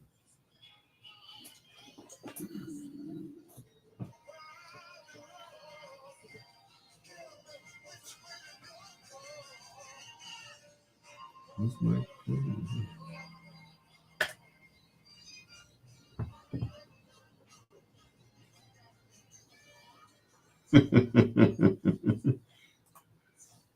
I guess that was based on the song "If Loving You Is Wrong, I Don't Want to Be Right." Yeah, One Woman from Isaac Hayes. That was from his first, well, actually his second album. His first album was introducing Isaac Hayes. The second album, of course, was Hot Buttered Soul. By the time I get to Phoenix and Walk On By. Well, that was probably the shortest song on the whole album. It was on side 2. And it came right before Phoenix. And it was the shortest song. Like not even about 5 minutes. That's about it. Anyway, it's your peanut butter brother, Dr. Al Greer.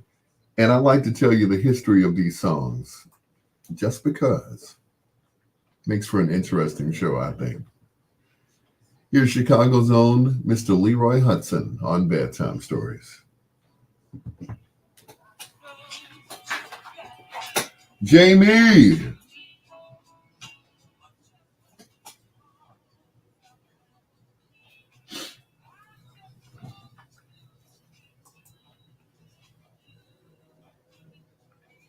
Every single time.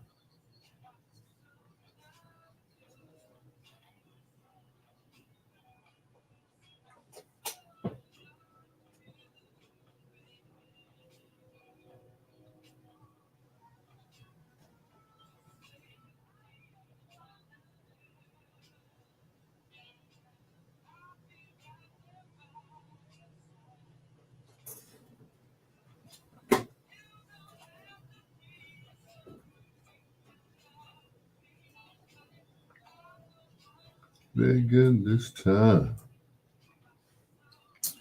Oh, is it time for foreplay already? Oh my goodness. I haven't even picked an artist yet.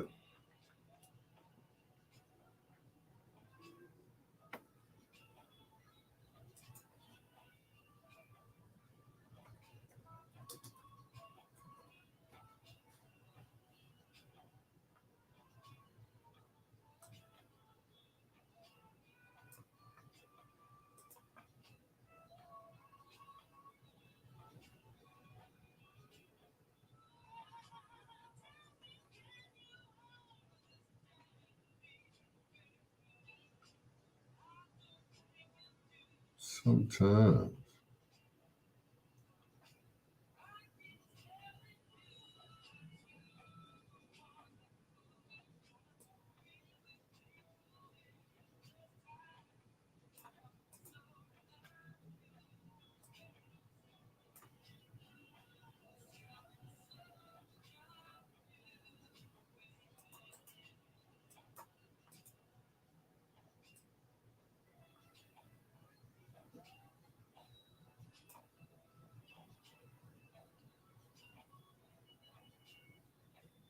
All right. I got it.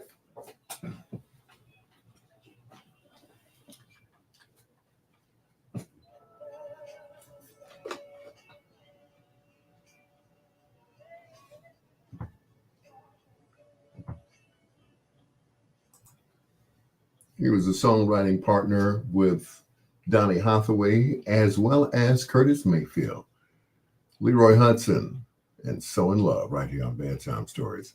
With your peanut butter brother, Dr. Alan Greer, just a minute away from foreplay. But first, a word from our sponsor.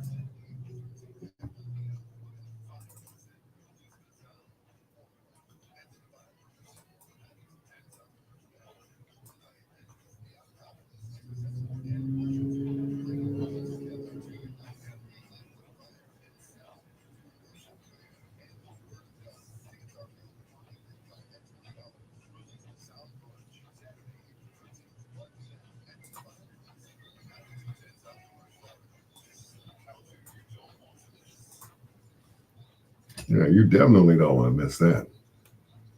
Yep, it's your peanut butter brother, Dr. Al Greer. This is Bedtime Stories on WOSD Radio DB Chicago, WDLB Indianapolis and Chicago and Atlanta, as well as WRLNradio.com. It is your peanut butter brother, Dr. Al Greer, and it's time for foreplay. Four songs by one of your favorite artists. But before we do that, shout out to my brother from another mother, Jamie, and his main squeeze, Nancy. Man, thank you for checking in. I appreciate you, brother. We've been, man, we go a long way back. Like Bloodstone says, like four flats on the Cadillac. And I do mean four flats on the Cadillac because in my phone, he's still Jamie the Tow Man.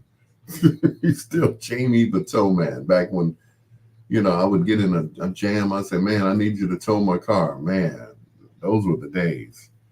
Jamie, Nancy, thank you for checking in to Bedtime Stories, as well as my daughter, Brianna, Women of Fire. Anyway, it's time for foreplay on fire. These gentlemen used to be called the Four Ames before they settled on another name.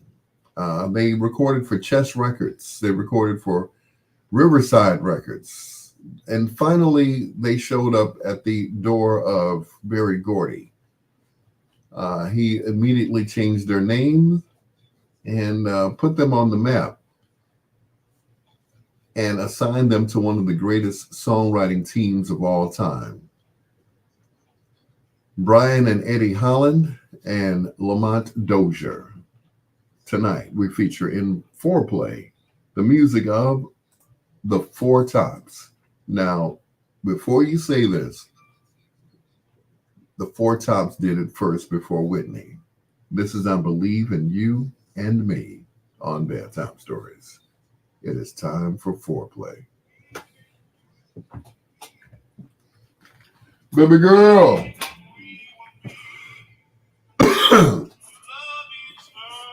My day was good. My day was good. Somebody asked about you, Bree. Yeah. Clara Hubbard. Auntie Clara asked about you. Yeah, she talked about you today. She said in the dictionary under Daddy's Girl, there's a picture of Brianna. I said, oh my God. You ain't never lied. Yeah. There's a picture of Brianna. That is the Daddy's Girl. I don't care about Fonnie Willis. Yes, I do. She's funny. Anyway, T.T. Clara Hubbard. Yeah, she asked about you. She talked about you. She said, she loved her some you. I said,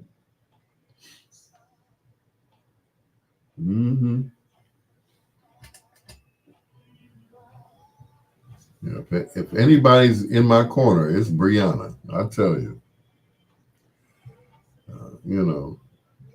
I question the other children sometimes, but I know they're doing their own thing.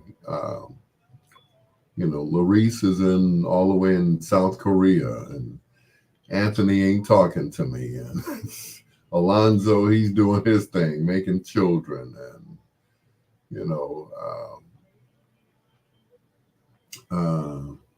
yeah, she'll be better April 13th. Yes. And of course, Keisha.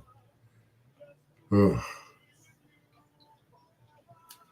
I used to get her out of trouble when she was a kid. She stayed in trouble with her mama. I always had to talk her mother out of whooping her because the way she whooped her was just, oof. I mean,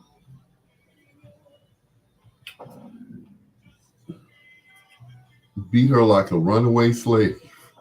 I'm like, oh, you ain't got to beat that baby like that. Yes, I do, Al. She won't learn if she didn't like. You don't have to beat her up. Ugh. Mm-mm. I don't know if she's online, baby, but she'll be there by hook or by crook. But yeah, Keisha used to get the whoopings of life. Yeah, at least I thought at that time she was getting the whoopings of life. And then I met Kimberly Ann and her discipline of Brianna. I'm like, okay. Used to think she was a bully, but you know, don't beat the baby like that. You don't beat the baby like that. She not no baby. She got to learn. Okay.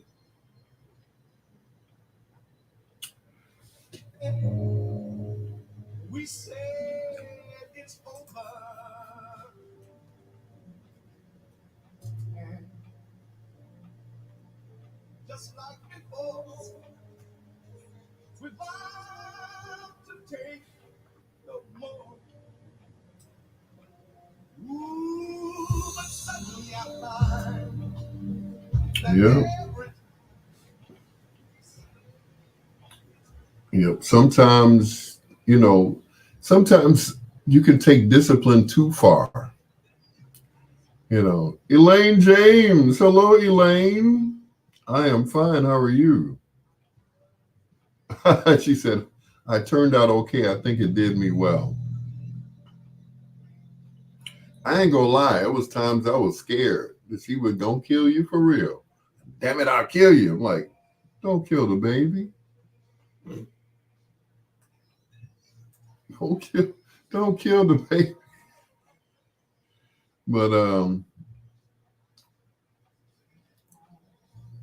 But you know, we always say, I'm not going to be like my mother or my father.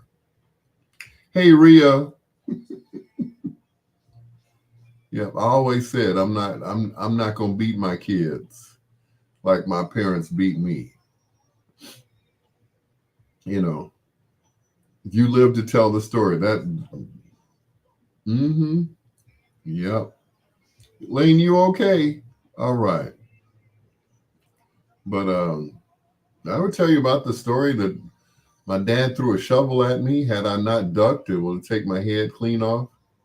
Yeah, he knew I was into all of that karate stuff. So, you know, it's like, phew, I was like, whoa, you missed me. You got to come better than that, father. Woo, boy. I developed, you know, I developed reflexes. Yeah. You're a great human. Yes, you are. Yes, you are. You are a fantastic mother. I have to say that. You are a good mother. But, you know, some people have to rule by fear, you know, and I was always afraid of my father. Yes, I was until I got older. And I got to the point where I wasn't going to take it anymore. I'm like, okay, you have disciplined me enough. Enough. Either finish me or leave me alone. So it got to that point where I was like, you know, be beating me and I'd do a Tyler Perry and just black out like, I'm going to make a character named Medea, and I just black out, because like, dang, how long you gonna beat me, bro? Bro, yo, hey, leave me. I don't have no butt to this day. And gives new meaning. I'm gonna tear your butt up. Yeah, you did. Okay, I can't sit down these days. Okay, it makes you a better person, makes you a better adult when you get older. Everybody needs that discipline. But at one point, I was like, you know, gives new meaning to the term "I'll beat the black off of you." Well, I used to be darker than this.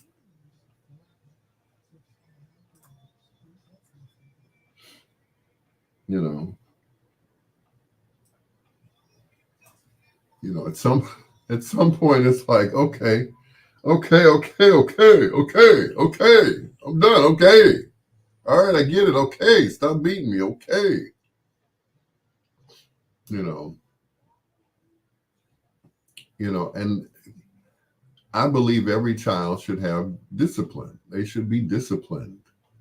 I do, but not to the point where you beat them unconscious.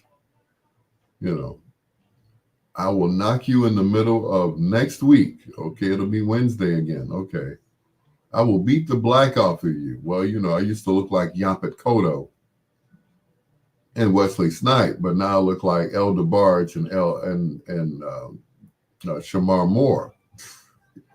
You know, I brought you in this world, and I'll take you out. How many times have I come back from the dead? You know, you know, Puss in Boots ain't got nothing on me. I still got at least 5 of my 9 lives yet left because he killed me 5 times. Okay, I will kill you and bring you back and whoop you again. I'm like, okay, all right, well, you did that. Okay, cool. You know,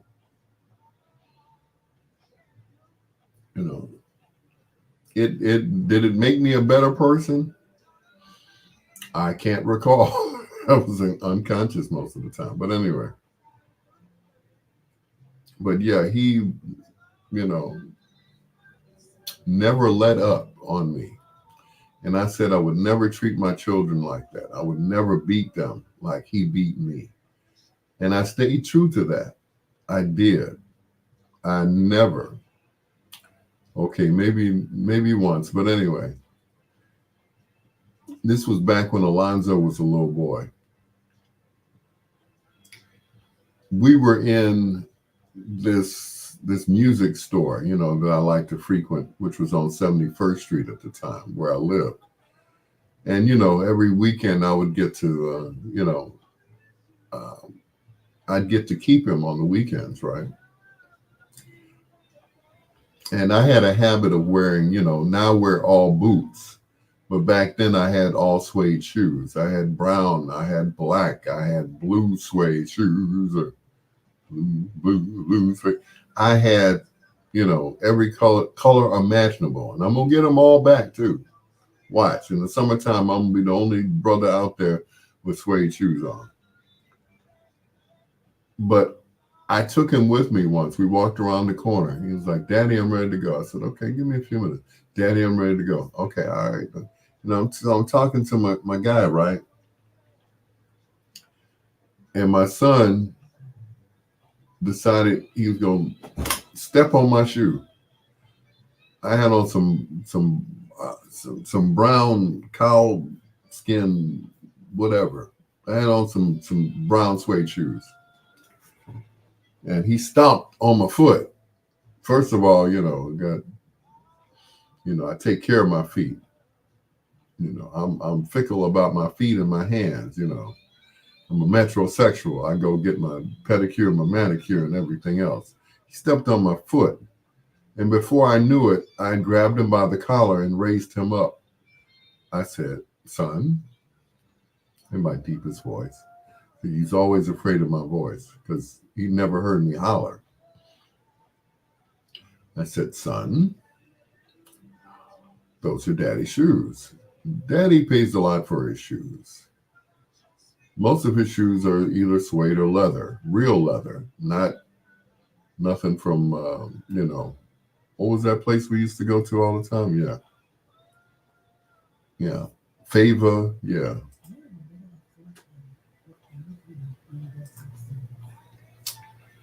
So I picked him up by the collar and I gave him that little short speech in the deepest voice that I had.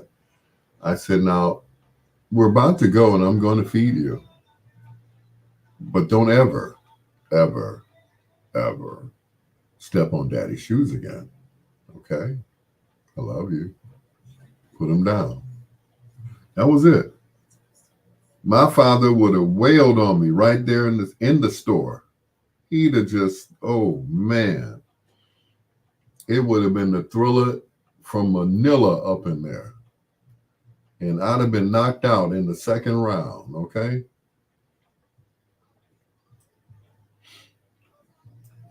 I was like, really?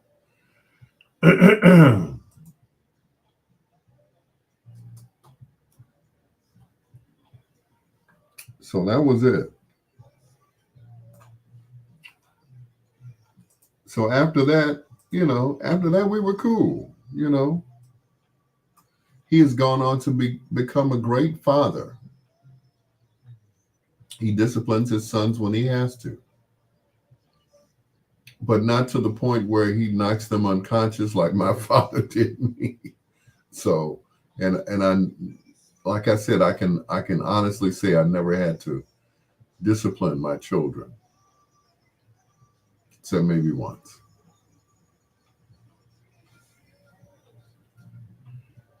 which is probably why she doesn't talk to me to this day. But anyway, but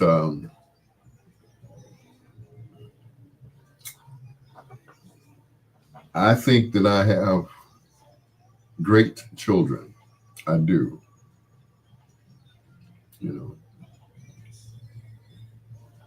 Those that, grew up around me and those who didn't, or those who finished growing up around me.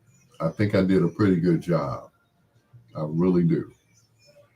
It could have been worse. I could have been the worst daddy in the world. It would have been like a scene out of Dallas. Who killed daddy? Okay, which one of you all killed daddy? Did you kill Maurice? Did you kill daddy? Like, Brianna, did you kill daddy? Shay, you killed it? No. Shay would be the one to kill. Shay is like, I talked to her today. I'm like, you don't like mini me. It's like you grew up around me, but I didn't see you for a few years, but it's like, ooh, you are, ooh. Before I knew it, I called her mini me. I'm like, ooh, you bad. Damn. It's like looking in the mirror. Ooh. You're like, ooh, you evil. What can I say? I mean, your children are a reflection of you. Now, Shay is my goddaughter, but it's like, you couldn't tell. She called me the father. I'm like, where you get that voice from? Her voice deep as mine, father. I'm like, yes. Did you do what I asked you to, father? Yes, I did. And what was the result? Like, oh God, oh, leave me alone.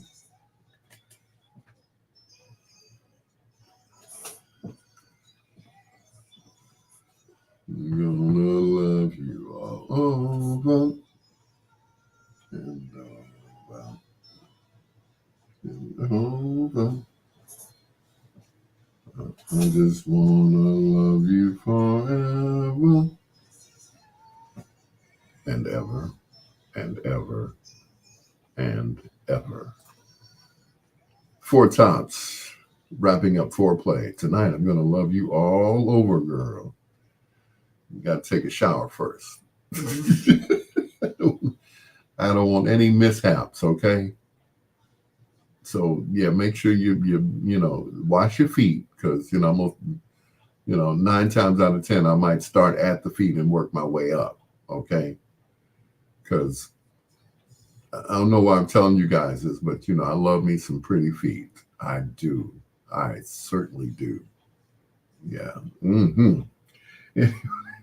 Love me some feet. Like I said, I would work my way up. Yeah. Troy said, I don't know either. Like, what does that got to do with anything? But, love making is different than just having sex. And I tell people this all the time. Sex can last anywhere between 5 and 10, maybe 20 minutes, and it's all over with. But intimacy can last and last throughout the morning and into the next day, if done right. So when I say tonight I'm going to love you all over, I'm going to start at the feet and I'm going to work my way up. Troy said I shouldn't say that. Okay, all right. Well, here's Marvin Gaye, just to keep you satisfied.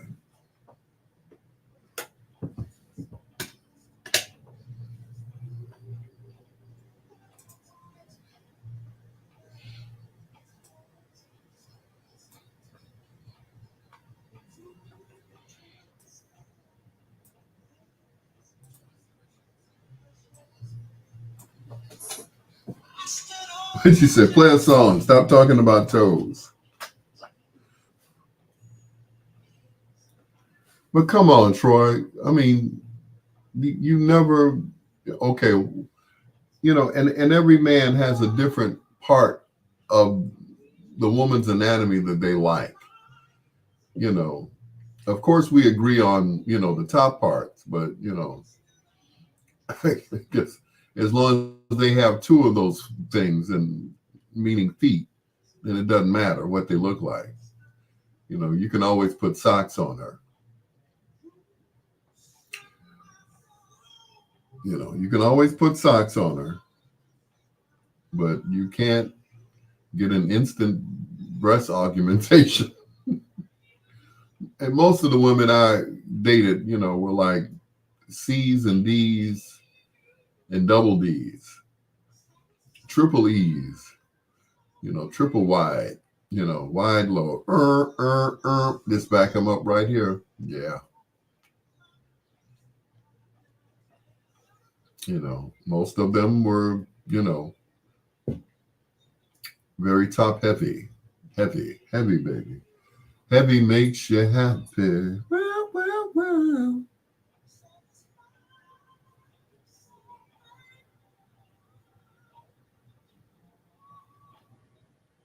Yeah.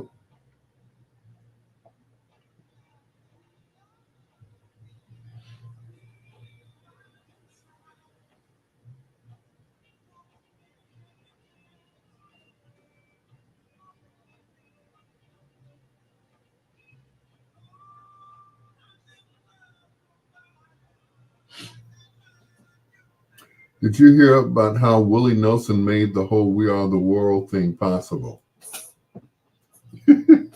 You must have saw that the documentary too, right?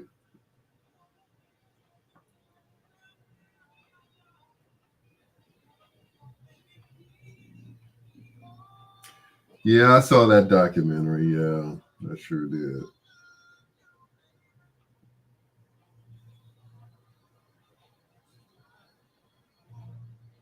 Yeah, I saw it. Yes.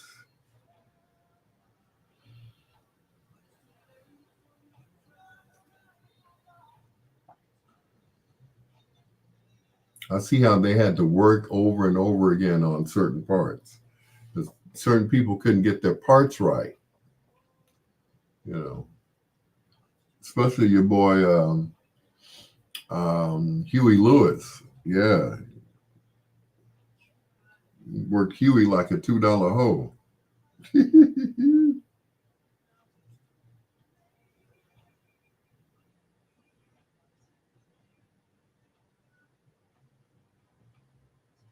Yep. Good evening, Phyllis Rogers.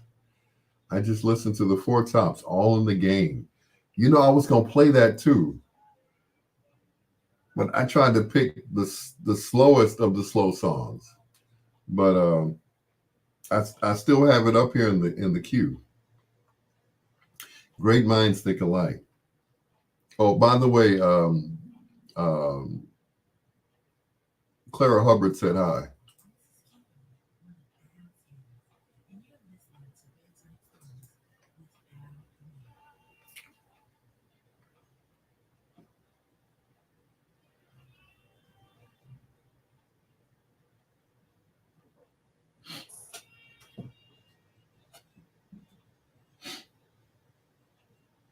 Ooh.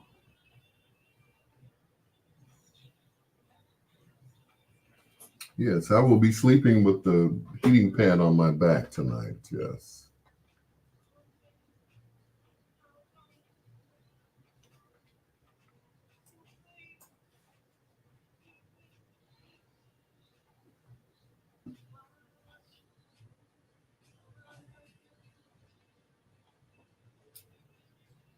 Mr. said he has enjoyed the music tonight, yesterday and tonight. Okay. So Mr. I like that.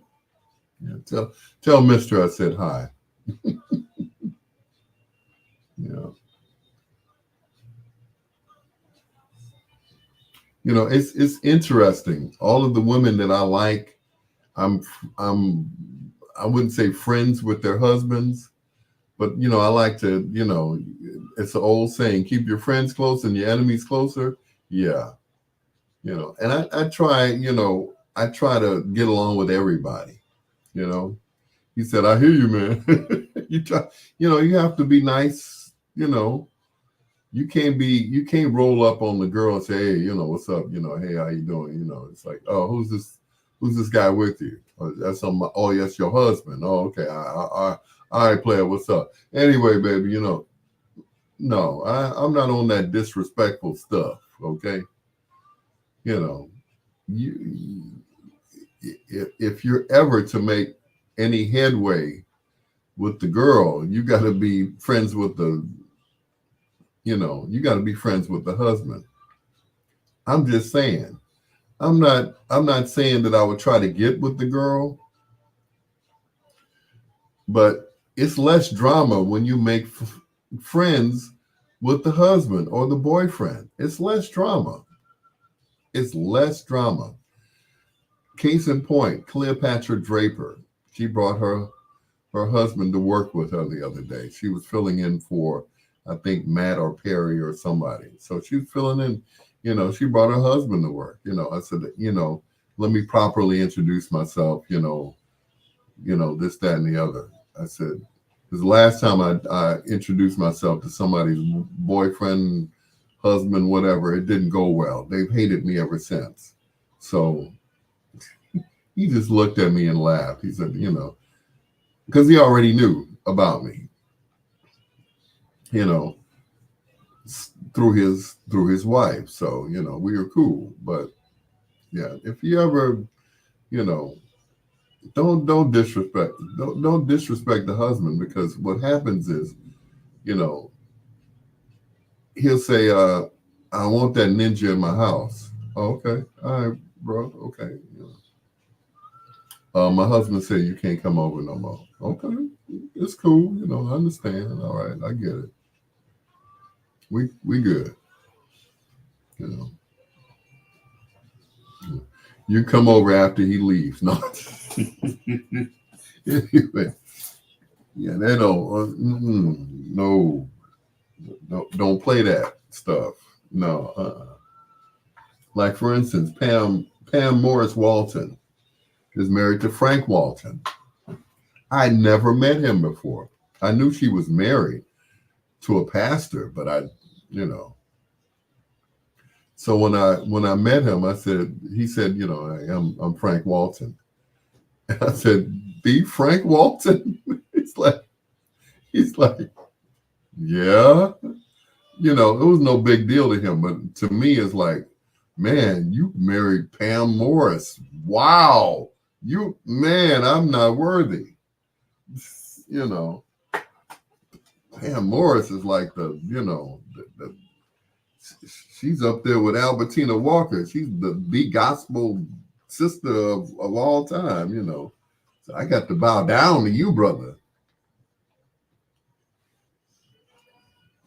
You know.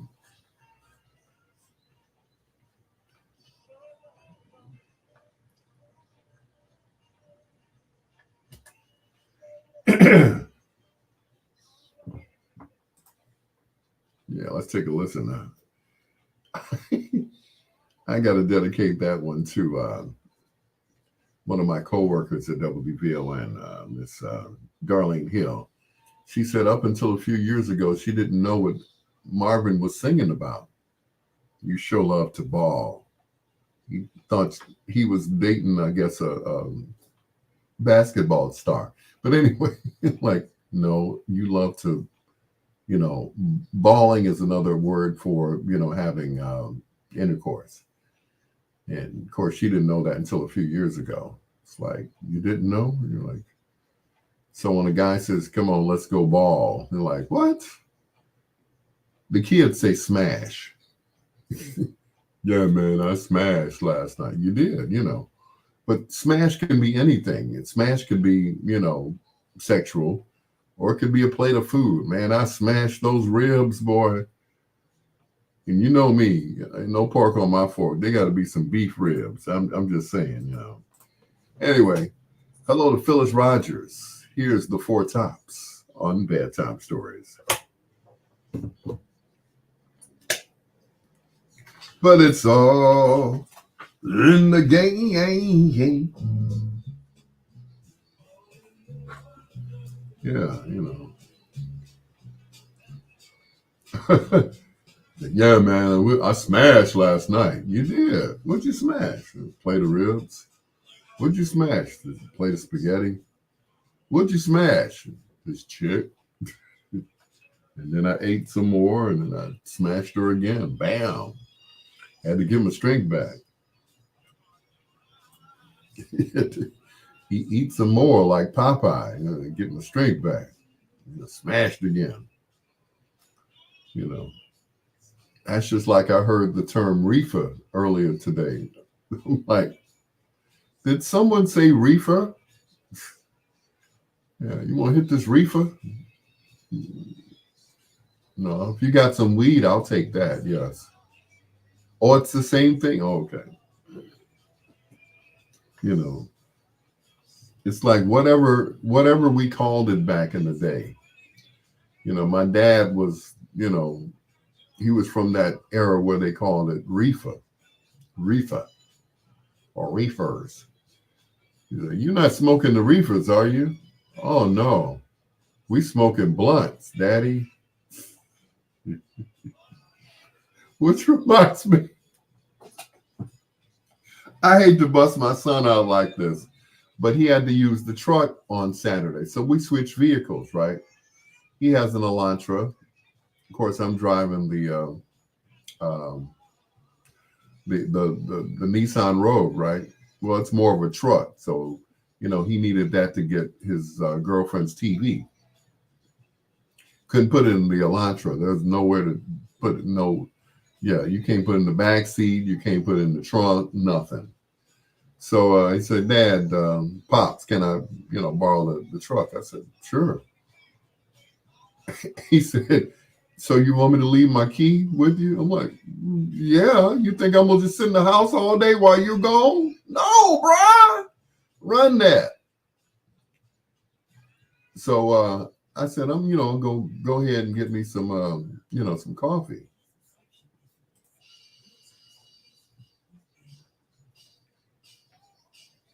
Yeah, so I'm going to give me some coffee, right? So he comes by, we switch, we switch keys. I'll run upstairs, I get dressed. I come downstairs, I get in his car, I hit the lock, pop the locks. And I'm looking for the key, right? But he's got a, remote. It opens the doors. That's all it does. There's no key attached. So I'm like, how does this sucker start? I turn into my own dad. Oh, I saw the button. Wow. But before I could do all of that, I was like, what is that aroma? Oh my God. I look over. He's got a little ashtray, right? With the blunt hanging out the ashtray. Ah. So I had to tease him. I said, I finished that blunt off for you. I saw it sitting there. I finished it off for you. He just looks at he always, when he was younger, he was always like, what? Before his voice changed, everything was like, what? So now that he's older, it was like, what? I said, no, I ain't touch your smoke. Hey, unless you go off and pop some, it's, I was like, good Lord, this car is reeking of marijuana. I'm sorry, blunts, reefer, Steely Dan. Don't. Yeah. All I needed was some Black Cow. I was just mellow as a cello of love. It's like that. I ain't have to smoke none. I just sat in the car and drove to the north side. This called me Bloodstone because I was on a natural high. It's like, I ain't have to smoke none. Just sit in my son's car and just, the aroma. And that was like, because I remember the first time I confronted Alonzo, my oldest son, with I said, is this your Black and Mild here? Yes, and I smoke weed too. I'm like, me too, son. Hey. He just thought, old dad was gonna be uptight and you shouldn't say no to drugs and drugs are bad. Like I was like, you got another one left? I'll take that last Black and Mild. We cut it in half. Take an old one, take the tip off. My kids can never say that I'm not a cool mother. You know what I'm saying? I can be cool. I'm hip. It went off. What? I'm still on.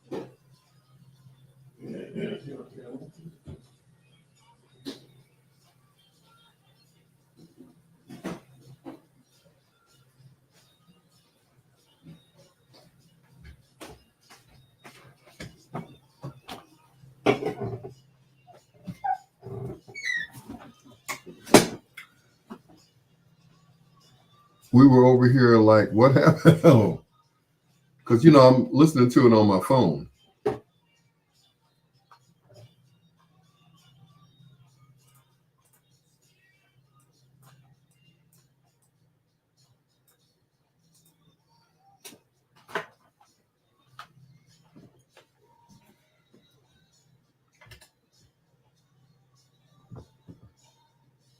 Two leftovers from foreplay from the Four Tops. Still waters, peace, and love.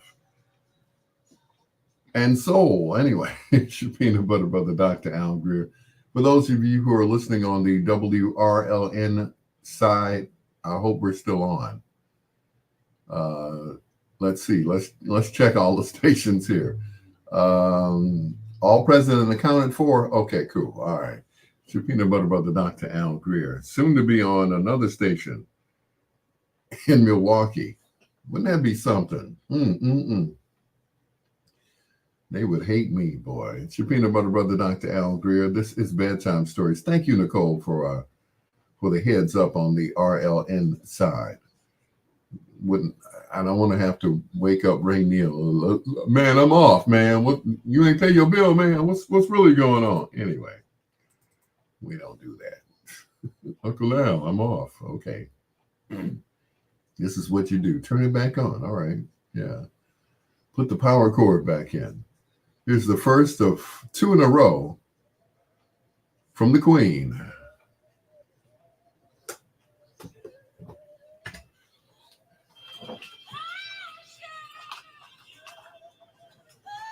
Shoot-a-doo-doo-doo-doo. And I'm too young. Or too old, whichever. Have to bust out the Gorilla Glue. That's right, I said Gorilla Glue.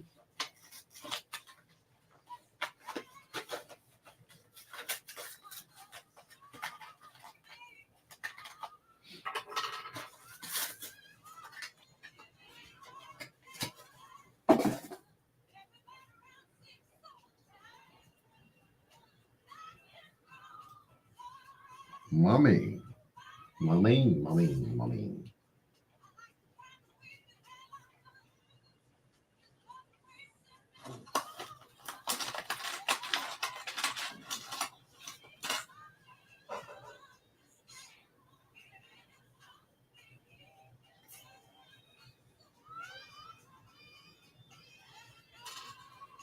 To let you know that my love is real.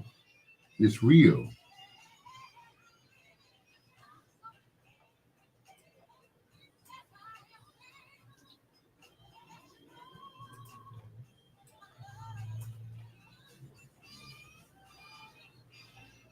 Sing, my queen.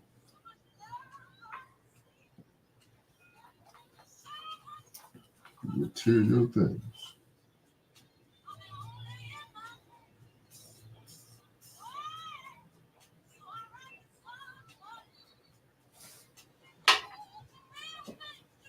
True.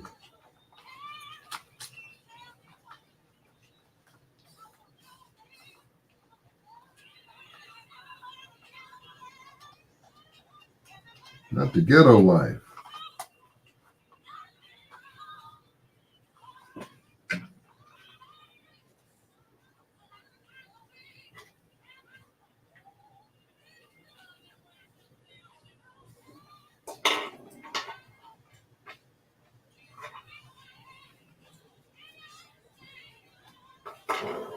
Woo! Nicole! Oh my goodness. Those were some good times, I tell you. I should write a book. Somebody said I should write a book, right?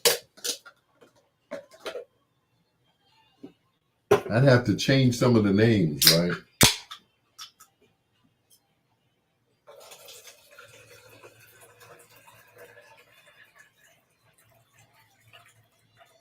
Change the names to protect the innocent and the not so innocent.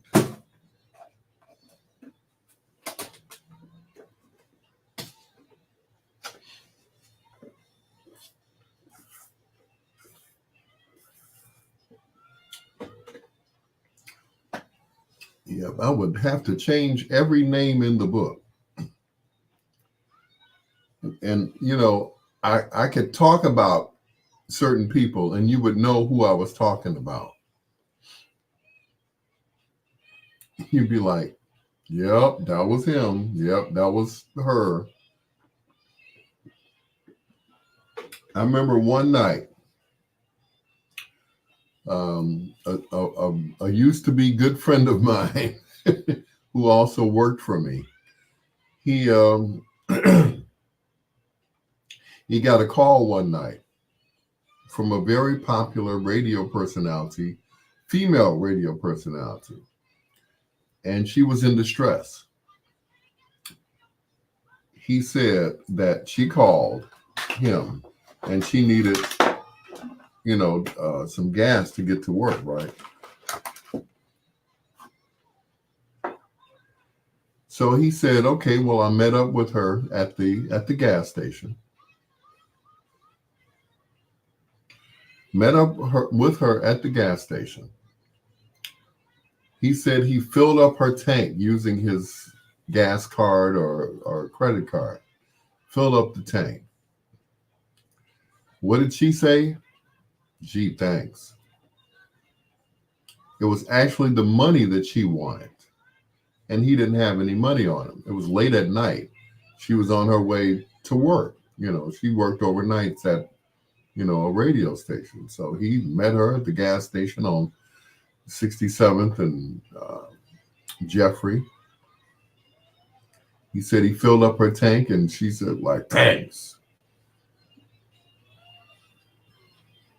Within a few months, she was gone.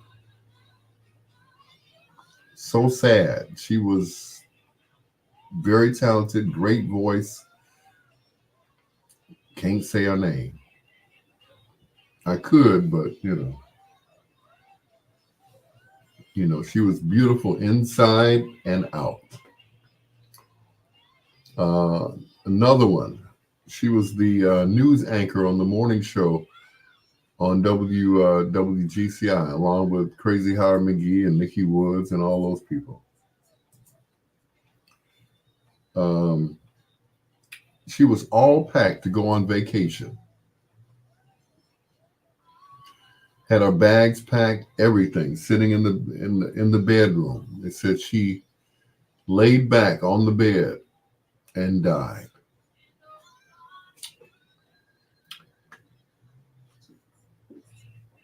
Yeah. Like I said, I can tell you some stories, of, people's demise,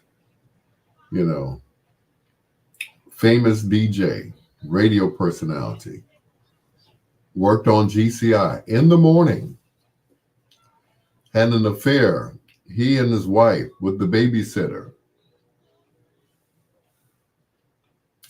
That didn't end well. All sad stories. They finally brought him back to Chicago after running him out of town for him to come back to audition to be on V103.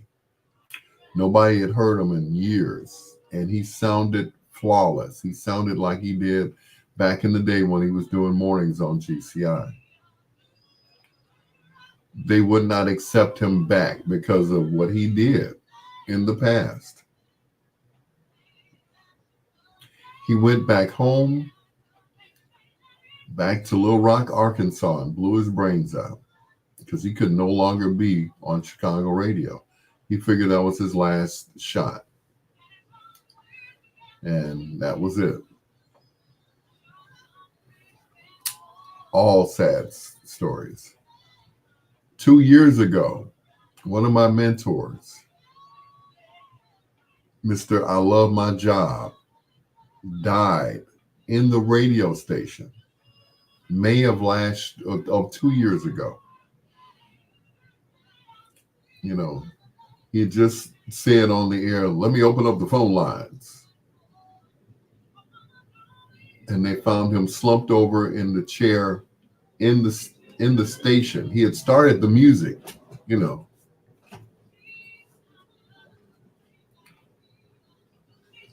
And that was it. Next thing you know, they had to go on the air and tell everybody that he had died in the station, on the air. His name I can say, that's Bobby OJ.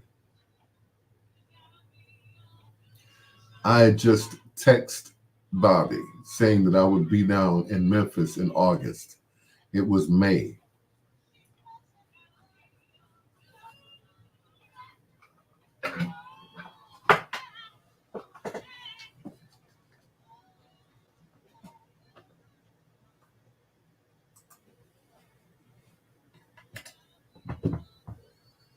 The Queen of Soul, Aretha Franklin, and Do Right Woman, Do Right Man, right here on Bedtime Stories. With the peanut butter brother, Dr. Al Greer. People are always asking me, when are you going to come out with a book? I am so afraid to write a book right now. It's like I would have to change every name in the book. I have stories, and most of them, some of them are good. Most of them are bad stories about the demise of certain radio personalities that I have been around, that I have experienced. And I can say her name. Her name was Patrice Linder. Patrice, you know, she had a great voice, great personality on the air, but, you know, she had demons that she did not deal with. You know, we all at one time had addictions, you know.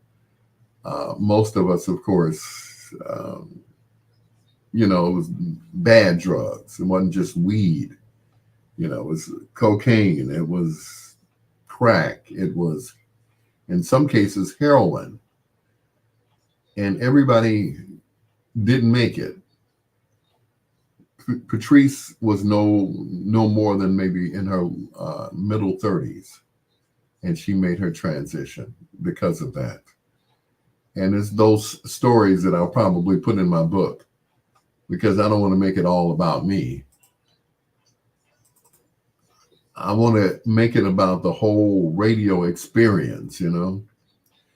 Here's the first of two in a row from GQ. This is I Do Love You on Bedtime Stories.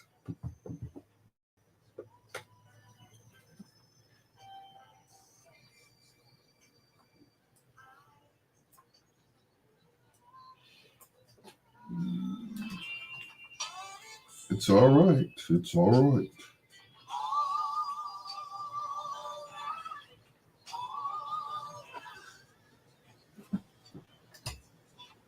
Yep. Let's see. That's sad story number 3 or number 2, whichever. If you know, keeping count.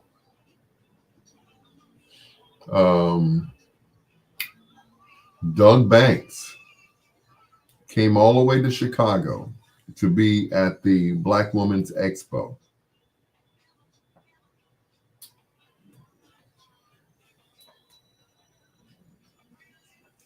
That particular day, he was supposed to go to dialysis. You know, he was diabetic. He had to go to dialysis. He was having, you know, kidney problems and everything else. And it showed on his face. He came to Chicago to be on the air to do his syndicated show live. You know, he did afternoons on V103, but it was through syndication. So he came, he did his show, and that was the last show he ever did. He went home and he transitioned. All because he missed an appointment.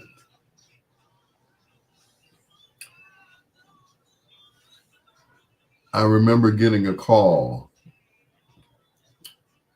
earlier that day from Professor Reggie Miles. And he called me. He said, Doug is gone. I said, where'd he go? I don't want to believe it. I said, said, that's a bad joke, man. That's an awful joke.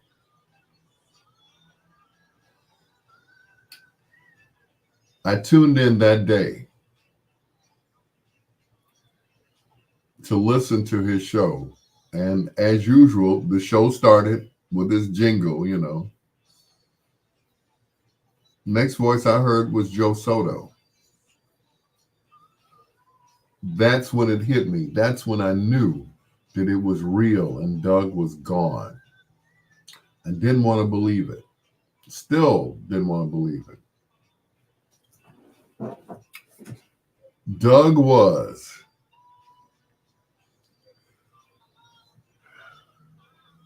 the best.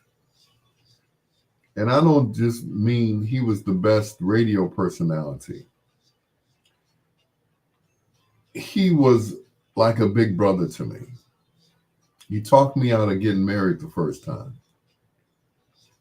Play some Guns N' Roses coming up in about 3 minutes. You know, he was that big brother that I needed, you know. He wasn't too much older than me, but, you know, he was that big brother that I needed to talk to. And he showed me his divorce papers. And I was like, He said, if you have any doubts in your mind about getting married, he said, don't. You know, don't do it if you have any doubts in your mind about getting married. I was like, okay. I still wanted to get married, though. I still wanted to get married. But I listened to him because a doubt had come up in my mind about her. And all I could hear was Doug's voice. If you have any doubts in your mind, about getting married, little brother, don't marry her because this is what's going to happen. Show me his divorce papers. It's like, okay, I hear you, big bro. I hear you. So I did not marry. I dodged that bullet, right? I dodged it. Like the Matrix.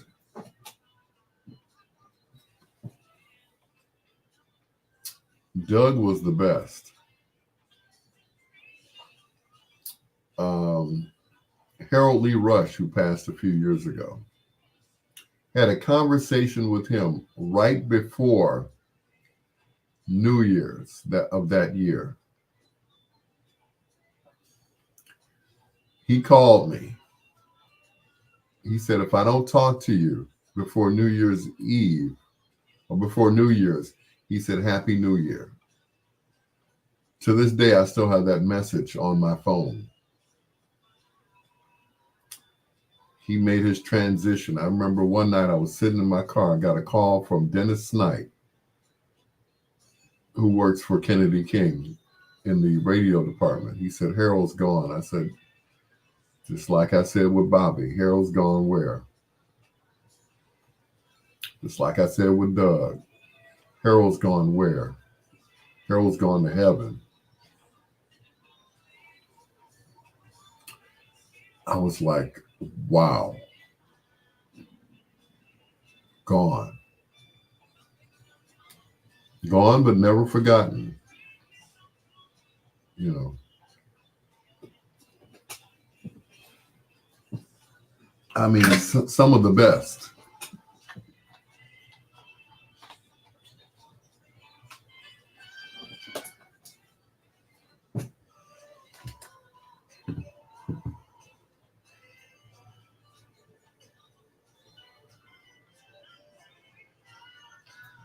Originally done by Mr. Billy Stewart.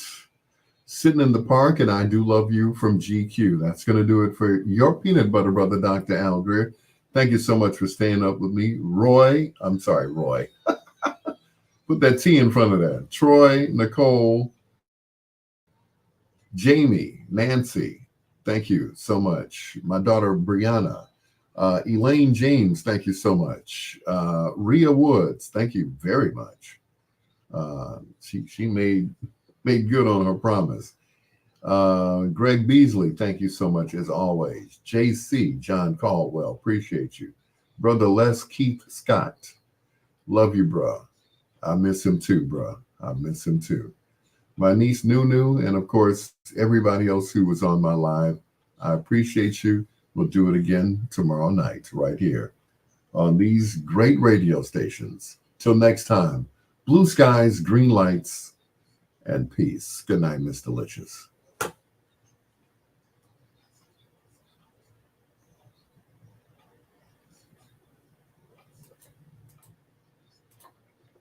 And we are done. Thank you. Thank y'all. Y'all. Good night, y'all. It was a DJ who used to do that all the time. I used to hate that. Like, it's with this, he hit that y'all just hard. Y'all. Idiot. Good night.